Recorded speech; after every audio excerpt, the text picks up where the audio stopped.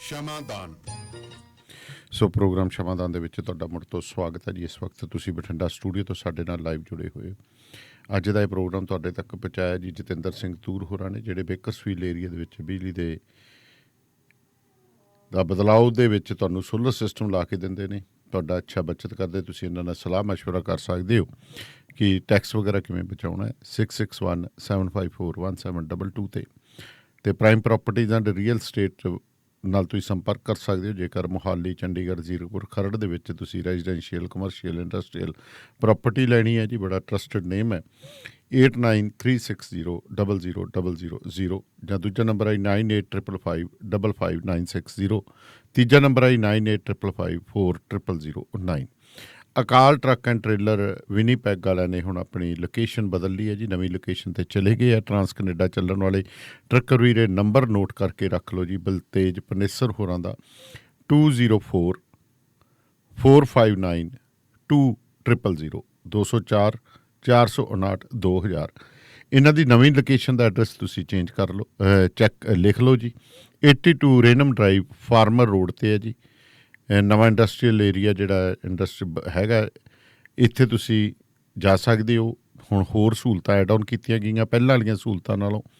ਹੁਣ ਇੱਥੇ ਤੁਹਾਨੂੰ ਜਿੱਥੇ ਵਾਸ਼, ਕੁਇਕ ਟਰੱਕ ਲਿਊਬ ਦੇ ਨਾਲ ਪਾਰਕਿੰਗ ਦੀ ਸਹੂਲਤ ਵੀ ਉਪਲਬਧ ਕਰਾਈ ਗਈ ਹੈ। ਸੋ ਵਿੰਡ ਸਕਰੀਨ ਤੁਰੰਤ ਬਦਲ ਕੇ ਦਿੰਦੇ ਨੇ। Brakes, engine repair, transmission, gear, DOT safety ਵੀ ਕੀਤੀ ਜਾਂਦੀ ਹੈ। 204 459 2000 ਦੇ ਉੱਤੇ ਸੰਪਰਕ ਕਰ ਸਕਦੇ। ਮੇਰੇ ਨਾਲ ਸ਼ਵਿੰਦਰ ਜੀ ਜੁੜ ਗਏ ਨੇ। ਸ਼ਵਿੰਦਰ ਜੀ ਸਤਿ ਸ਼੍ਰੀ ਅਕਾਲ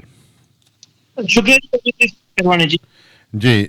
ਸਭ ਤੋਂ ਪਹਿਲਾਂ ਤਾਂ ਗੱਲ ਆਪਾਂ ਕਰੀਏ ਕਿਸਾਨਾਂ ਦੀਆਂ ਹੋ ਰਹੀਆਂ ਰੈਲੀਆਂ, ਕਿਉਂਕਿ ਤੁਸੀਂ ਦੇਖ ਰਹੇ ਹੋ ਕਿ ਇੱਕ ਬੜੀ ਗੱਲ, ਹੁਣ ਤਾਂ ਚਲੋ ਕਈ ਬੰਦੇ ਜੇ ਚੁੱਪ ਕਰ ਗਏ ਨੇ, ਨਹੀਂ ਤਾਂ ਕਹਿੰਦੇ ਸੀ ਜੀ ਉੱਥੇ ਤਾਂ ਕੋਈ ਨਹੀਂ ਰਿਹਾ, ਸਾਰੇ ਮੁੜਿਆ ਫਲਾਨਾ ਧਮਕਾ। ਕਿਉਂਕਿ ਕੇਂਦਰ ਸਰਕਾਰ ਦਾ ਹੀ ਬਹੁਤ ਵੱਡਾ ਏਜੰਡਾ ਸੀਗਾ ਕਿ ਇਹ ਜੇ ਦੱਸਿਆ ਜਾਵੇ ਕਿ ਹੁਣ ਟੀਕਰੀ, ਸਿੰਘੂ ਅਤੇ ਗਾਜੀਪੁਰ ਕੋਈ ਨਹੀਂ ਰਿਹਾ। ਅਤੇ ਮੈਂ ਤਾਂ ਕੱਲ੍ਹ ਦੇਖ ਰਿਹਾ ਸੀ, ਹਜੇ ਤਾਂ ਆਪਣਾ ਸ਼ਾਹਜਹਾਂਪੁਰ ਬਾਰਡਰ 'ਤੇ ਕੀ ਕਹਿੰਦੇ ਉੱਧਰ ਪਲਵਲ ਬਾਰਡਰ 'ਤੇ ਵੀ ਰੌਣਕਾਂ ਪੂਰੀਆਂ ਨੇ, ਜਿਹਦੀ ਕੋਈ ਗੱਲ ਨਹੀਂ ਕਰਦਾ। ਬਿਲਕੁਲ। ਸੋ ਕਿਸਾਨਾਂ ਦੀਆਂ ਰੈਲੀਆਂ ਹੋ ਰਹੀਆਂ ਨੇ। ਕਿੰਨਾ ਇਕੱਠ ਤੁਹਾਨੂੰ ਨਜ਼ਰ ਆ ਰਿਹਾ? ਕੱਲ੍ਹ ਮੈਂ ਹਬੋਰ ਗਿਆ ਸੀ। ਜੇਕਰ ਹਬੋਰ ਵਰਗੇ ਇਲਾਕੇ ਦੇ ਵਿੱਚ 15,000 ਪਲੱਸ ਇਕੱਠ ਹੋ ਸਕਦਾ, ਜਿੱਥੇ ਅਸੀਂ ਮੰਨ ਸਕਦੇ ਹਾਂ ਕਿ ਇੱਥੋਂ ਦੇ ਜਿਹੜੇ ਕਿਸਾਨ ਨੇ ਉਹ ਸਮਰੱਥ ਨੇ, ਚੰਗਾ ਪੈਸਾ ਨਿਕਲਦੇ ਬੜਾ ਘੱਟ ਨੇ, ਪਰ ਜੇਕਰ ਇੱਥੇ ਵੀ ਐਡਾ ਵੱਡਾ ਇਕੱਠ ਹੋ ਸਕਦਾ ਤਾਂ ਫਿਰ ਤੁਸੀਂ ਇਹਦਾ ਵੀ ਮੈਨੂੰ ਥੋੜ੍ਹਾ ਜਿਹਾ ਵਿਸ਼ਲੇਸ਼ਣ ਕਰਕੇ ਦੱਸੋ। ਅਤੇ ਨਾਲ ਦੀ ਨਾਲ ਆਪਾਂ ਗੱਲ ਕਰੀਏ, ਅਕਾਲੀ ਦਲ ਵੀ ਲਗਾਤਾਰ ਆਪਣੀਆਂ ਰੈਲੀਆਂ ਕਰ ਰਿਹਾ, ਇਕੱਠ ਉਹ ਵੀ ਚੰਗਾ ਦਿਖਾ ਰਿਹਾ। ਹੋ ਇਹ ਕਿਹਾ ਜਾਵੇ ਤਾਂ ਕਿਸਾਨਾਂ ਦੀਆਂ ਰੈਲੀਆਂ ਬਨਾਮ ਅਕਾਲੀ ਦਲ ਦੀਆਂ ਰੈਲੀਆਂ ਵੀ ਇੱਕ ਮਸਲਾ ਬਣਦਾ ਜਾ ਰਿਹਾ। ਇਹਦੇ ਨਾਲ ਕੀ ਏਜੰਡਾ ਸਿੱਧ ਹੋ ਰਿਹਾ? ਕੀ ਸਿਆਸਤ ਹੈ ਅਕਾਲੀ ਦਲ ਵੱਲੋਂ ਰੈਲੀਆਂ ਕੀਤੀਆਂ ਦੀਆਂ? ਜੀ ਦੇਖੋ, ਗੱਲ ਇਹ ਕਿ ਰੈਲੀਆਂ ਦਾ ਦੌਰ ਤਾਂ ਚੱਲ ਰਿਹਾ, ਕਿਸਾਨਾਂ ਦੀਆਂ ਰੈਲੀਆਂ ਹੋਣਦੀਆਂ ਨਹੀਂ ਚੱਲ ਰਹੀਆਂ। ਸਾਨੂੰ ਪਤਾ ਵੀ ਜਦੋਂ ਦਾ ਕਿਸਾਨ ਅੰਦੋਲਨ ਚੱਲਿਆ ਉਦੋਂ ਦੀਆਂ ਇਹ ਰੈਲੀਆਂ ਚੱਲ ਰਹੀਆਂ ਨੇ ਅਕਾਲੀ ਦਲ ਕਿਸਾਨਾਂ ਦੀਆਂ। ਬਾਕੀ ਅਕਾਲੀ ਦਲ ਹੋ ਜਾਏ, ਆਮ ਆਦਮੀ ਪਾਰਟੀ ਹੋਵੇ, ਕਾਂਗਰਸ ਹੋ ਗਏ, ਇਹਨਾਂ ਨੇ ਆਪਣੀਆਂ ਰੈਲੀਆਂ ਜਿਹੜੀਆਂ ਹੈਗੀਆਂ ਸਮਾਂ ਬਾਸ ਕੇ ਕੀਤੀਆਂ ਨੇ। ਸਤੰਬਰ ਦੇ ਵਿੱਚ, ਜੂਨ ਦੇ ਵਿੱਚ ਇਹ ਅੰਦੋਲਨ ਸ਼ੁਰੂ ਹੋ ਗਿਆ ਸੀ। ਉਦੋਂ ਸਾਰੀਆਂ ਪਾਰਟੀਆਂ ਥੋੜਾ ਦੇਖਦੀਆਂ ਰਹੀਆਂ ਵੀ ਕੀ ਹੈ। ਕੈਪਟਨ ਅਮਰਿੰਦਰ ਸਾਹਿਬ ਵੀ ਦੇਖਦੇ ਰਹੇ। ਅਕਾਲੀ ਦਲ ਹੱਕ 'ਚ ਬਿਆਨ ਦਿੰਦਾ ਰਿਹਾ ਕਿ ਸੈਂਟਰ ਦੇ, ਤੇ ਆਮ ਆਦਮੀ ਪਾਰਟੀ ਜਿਹੜੀ ਗੋਲਮੋਲ ਰਹੀ ਹੈ, ਪਹਿਲਾਂ ਤਾਂ ਕਹਿੰਦੀ ਰਹੀ ਕਿ ਕੋਈ ਮਸਲਾ ਨਹੀਂ ਏਡਾ, ਫਿਰ ਗੋਲਮੋਲ ਜੀ ਗੱਲ ਕਰਦੀ ਰਹੀ ਹੈ। ਫਿਰ ਚੱਲਦਾ ਕੈਪਟਨ ਅਮਰਿੰਦਰ ਸਿੰਘ ਨੂੰ ਪਤਾ ਲੱਗ ਗਿਆ ਕਿ ਉਹਨੇ ਟਾਈਮ ਤੇ ਬਾਜੀ ਸੰਭਾਲ ਲਈ, ਉਹਨੇ ਕਿਸਾਨਾਂ ਦੇ ਹੱਕ ਦੇ ਵਿੱਚ ਖੜ ਗਿਆ। ਲੇਕਿਨ ਅਕਾਲੀ ਦਲ ਜਿਹੜਾ ਬਾਅਦ ਵਿੱਚ ਜਿਹਨੂੰ ਅਕਲ ਟਿਕਾਣੇ ਲੱਗੀ ਵੀ ਹੁੰਦਾ ਸਾਡਾ ਵੀ ਘਰਾਓ ਹੋਣ ਲੱਗ ਗਿਆ। ਹੁਣ ਅਸੀਂ ਜਿਹੜੇ ਝੂਠੇ ਪੈਂਦੇ ਹੋਏ ਆ ਨਜ਼ਰ ਆ ਰਹੇ ਆ, ਉਦੋਂ ਉਹਨਾਂ ਨੇ ਆਪਣਾ ਜਿਹੜਾ ਹੈਗਾ ਸਪੋਰਟ ਵਗੈਰਾ ਵਾਪਸ ਲਈ ਤੇ ਫਿਰ ਉਹਨਾਂ ਨੇ ਆਏ। ਹੁਣ ਉਹਨਾਂ ਨੇੜੇ ਨੇ ਸਾਰੀਆਂ ਪਾਰਟੀਆਂ ਨੂੰ। ਮੈਂ ਤਾਂ ਚੋਣਾਂ ਕੀ ਹੈ, ਉਹਨਾਂ ਨੂੰ ਪਤਾ ਵੀ ਕਿਸਾਨੀ ਏਜੰਡਾ ਮੁੱਖ ਏਜੰਡਾ ਹੈਗਾ। ਇਹਨੂੰ ਆਪਣੇ ਵੱਲ ਜਿਹੜਾ ਭੁਗਤਾਉਣ ਲਈ ਜਾਂ ਇੱਥੇ ਇਹਦੇ ਵਿੱਚੋਂ ਆਪਣਾ ਜਿਹੜਾ ਫਾਇਦਾ ਲੈਣ ਲਈ ਆਮ ਆਦਮੀ ਪਾਰਟੀ ਨੇ ਵੀ ਰੈਲੀ ਕੱਢੀ ਹੈ। ਕਾਂਗਰਸ ਪਾਰਟੀ ਪਹਿਲਾਂ ਤੋਂ ਦਮ ਭਰਦੀ ਆਈ ਹੈ ਤੇ ਕਈ ਤਰ੍ਹਾਂ ਨਾਲ ਉਹਨੇ ਕਾਨੂੰਨ ਜਿਹੜੇ ਹੈਗੇ ਰੱਦ ਕਰਕੇ ਜਾਂ ਹੋਰ ਢੰਗਾਂ ਦਾ ਹੀ। ਤੇ ਹੁਣ ਅਕਾਲੀ ਦਲ ਨੇ ਰੈਲੀ ਕਰਨੀ ਸ਼ੁਰੂ ਕੀਤੀ ਹੈ। ਪਹਿਲਾਂ ਉਹਨੇ ਸ਼ੁਰੂਆਤ ਆਪਣੀ ਮਾਝੇ ਵਿੱਚੋਂ ਕੀਤੀ ਸੀਗੀ, ਹੁਣ ਉਹਨੇ ਲਗਭਗ ਕਿਹਾ ਕਿ ਉਹ ਹਰੇਕ ਜਗ੍ਹਾ ਇਸ ਤਰ੍ਹਾਂ ਰੈਲੀਆਂ ਕੱਢੂਗਾ।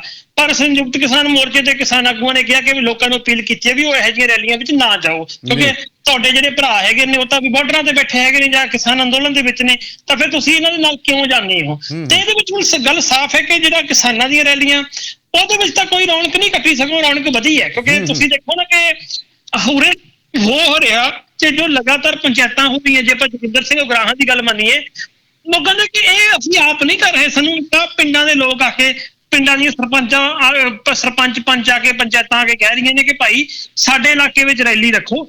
ਉਹ ਕਹਿੰਦੇ ਵੀ ਸਾਨੂੰ ਫਿਰ ਉਤਸ਼ਾਹ ਹੁੰਦਾ ਹੈਗਾ ਵੀ ਉਹ ਵੀ ਚਾਹੁੰਦੇ ਨੇ ਵੀ ਸਾਡੇ ਇਲਾਕੇ ਵਿੱਚ ਕੋਈ ਏਦਾਂ ਦੀ ਹਿਲਜੁਲ ਹੋਵੇ, ਵੀ ਕੋਈ ਚੰਗਾ ਸਰਗਰਮੀ ਹੋਵੇ, ਤੇ ਉਹ ਆਉਂਦੇ ਨੇ 5-10 ਪਿੰਡਾਂ ਦੀਆਂ ਪੰਚਾਇਤਾਂ ਇਕੱਠੀਆਂ ਹੋ ਕੇ ਆਉਂਦੀਆਂ ਵੀ ਉਰੇ ਜੀ ਰੈਲੀ ਰੱਖੋ ਹਨਾ ਤੁਸੀਂ, ਤੇ ਉਹ ਅਸੀਂ ਰੈਲੀ ਰੱਖਦੇ ਹਾਂ। ਕਹਿਣ ਦਾ ਮਤਲਬ ਕਿ ਜਦੋਂ ਆਪ ਮੁਹਾਰੇ ਲੋਕ ਖੁਦ ਚੱਲ ਕੇ ਕਿਸਾਨ ਲੀਡਰਾਂ ਨੂੰ ਕਹਿੰਦੇ ਹੁਣ ਵੀ ਤੁਸੀਂ ਸਾਡੇ ਪੰਚਾਇਤਾਂ ਰੱਖੋ, ਇਹ ਮਹਾਂ ਪੰਚਾਇਤਾਂ ਰੱਖੋ, ਇਹ ਰੈਲੀਆਂ ਰੱਖੋ, ਤਾਂ ਇਹਦੇ ਵਿੱਚ ਇੱਕ ਗੱਲ ਸਾਫ਼ ਹੈ ਕਿ ਲੋਕਾਂ ਦੇ ਵਿੱਚ ਜਿਹੜਾ ਜੋਸ਼ ਹੈ ਉਹ ਵਧਿਆ ਨਹੀਂ ਸਗੋਂ ਘਟਿਆ, ਇਹ ਸਗੋਂ ਫੈਲ ਗਿਆ ਅੰਦੋਲਨ ਜਿਹੜਾ।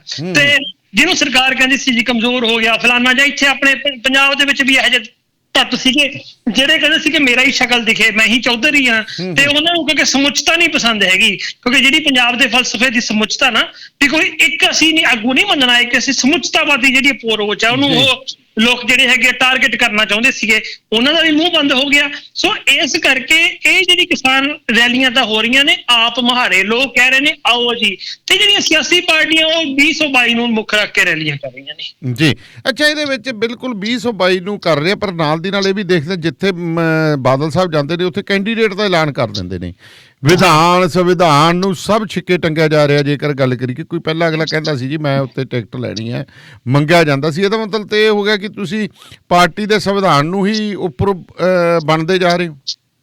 ਇਹਦੇ ਵਿੱਚ ਨਾ ਦੋ ਚੀਜ਼ਾਂ ਹੈਗੀਆਂ ਨੇ ਆਪਣਾ ਦਾਨੇਵਾਲੀਆ ਸਾਹਿਬ। ਇੱਕ ਤਾਂ ਇਹ ਹੈਗਾ ਕਿ ਆਮ ਤੌਰ ਤੇ ਜਿਹੜਾ ਜੇ ਆਪਾਂ ਨਿਯਮ ਆ ਨਾ, ਨਿਯਮ ਹੁੰਦਾ ਕਿ ਮਹੀਨਾ ਜਾਂ 1.5 ਮਹੀਨਾ ਪਹਿਲਾਂ ਨਾ ਚੋਣਾਂ ਦਾ ਐਲਾਨ ਹੁੰਦਾ ਜੇ ਆਪਾਂ ਦੇਖੀਏ ਸੰਵਿਧਾਨਕ ਤੌਰ ਉੱਤੇ, ਇਦੋਂ ਪਹਿਲਾਂ ਐਲਾਨ ਵੀ ਨਹੀਂ ਹੋ ਸਕਦਾ, ਤੇ ਜਿੰਨਾ ਚਿਰ ਐਲਾਨ ਨਹੀਂ ਹੁੰਦਾ ਉਹਨਾਂ ਚਿਰ ਪ੍ਰੈਕਟਿਸ ਵੀ ਨਹੀਂ ਹੋਣੀ ਜਿਹੜੀ ਜਾਇਜ਼ ਹੁੰਦੀ ਹੈਗੀ ਹੈ। ਹੁੰਦਾ ਕਿ ਸਾਲ ਪਹਿਲਾਂ ਹੀ ਪ੍ਰੈਕਟਿਸ ਸ਼ੁਰੂ ਹੋ ਜਾਂਦੀ ਹੈ, ਤੇ ਹੁਣ ਸਾਲ ਪਹਿਲਾਂ ਹੀ ਮਤਲਬ ਉਮੀਦਵਾਰ ਵੀ ਵੰਡਣ ਲੱਗ ਜਾਂਦੇ ਨੇ। ਉਹਦਾ ਕਾਰਨ ਇਹ ਹੈਗਾ ਕਿ ਅਕਾਲੀ ਦਲ ਦੀ ਹਾਲਤ ਜਿਹੜੀ ਬਹੁਤ ਪਤਲੀ ਹੋਈ ਆ, ਤੇ ਅਕਾਲੀ ਦਲ ਨੂੰ ਹੁਣ ਦੇਖ ਰਿਹਾ ਵੀ ਪਹਿਲਾਂ ਹੀ ਜਿਹੜੇ ਕੁਝ ਜ਼ੋਰਾਵਰ ਉਮੀਦਵਾਰ ਹੈਗੇ ਨੇ, ਤਾਂ ਮਤਲਬ ਮੰਨ ਲਓ ਕਿ ਇੱਧਰ ਵਿਲਸਾ ਸਿੰਘ ਬਲਟੋਹੇ ਦਾ ਉਧਰਲੇ ਇਲਾਕੇ ਵਿੱਚ ਜ਼ੋਰ ਹੈਗਾ, ਪਹਿਲਾਂ ਉਹਨੂੰ ਉਮੀਦਵਾਰ ਐਲਾਨ ਤੋਂ ਵੀ ਲੈ ਭਾਈ ਤੈਨੂੰ ਉਮੀਦਵਾਰ ਐਲਾਨ ਤਾਂ ਹੁਣੀ ਤੋਂ ਮਿਹਨਤ ਕਰ ਲੈ ਹੈ, ਕਿਉਂਕਿ ਪਤਾ ਹੀ ਆ ਵੀ ਤੂੰ ਤਕੜਾ ਹੈ ਨਹੀਂ। ਅਕਾਲੀ ਦਲ ਵੀ ਹੁਣ ਇਹੀ ਰਿਸਕ ਲੈ ਰਿਹਾ, ਵੀ ਰਿਸਕ ਨਹੀਂ ਲੈ ਰਿਹਾ, ਇਹੀ ਚਾਲ ਚੱਲ ਰਿਹਾ ਵੀ ਆਹ ਦੇਖੋ ਜਿਹੜਾ ਕੋਈ ਇਸ ਇਲਾਕੇ 'ਚ ਕੋਈ ਤਕੜਾ ਬੰਦਾ, ਕਿਉਂਕਿ ਅਕਾਲੀ ਦਲ ਦਾ ਇਸ ਸਮੇਂ ਬਕਾਰ ਦਾਤੇ ਲੱਗਿਆ ਹੋਇਆ, ਉਹ ਹੁਣ ਜਿਹੜੇ ਤਕੜੇ ਉਮੀਦਵਾਰ ਆ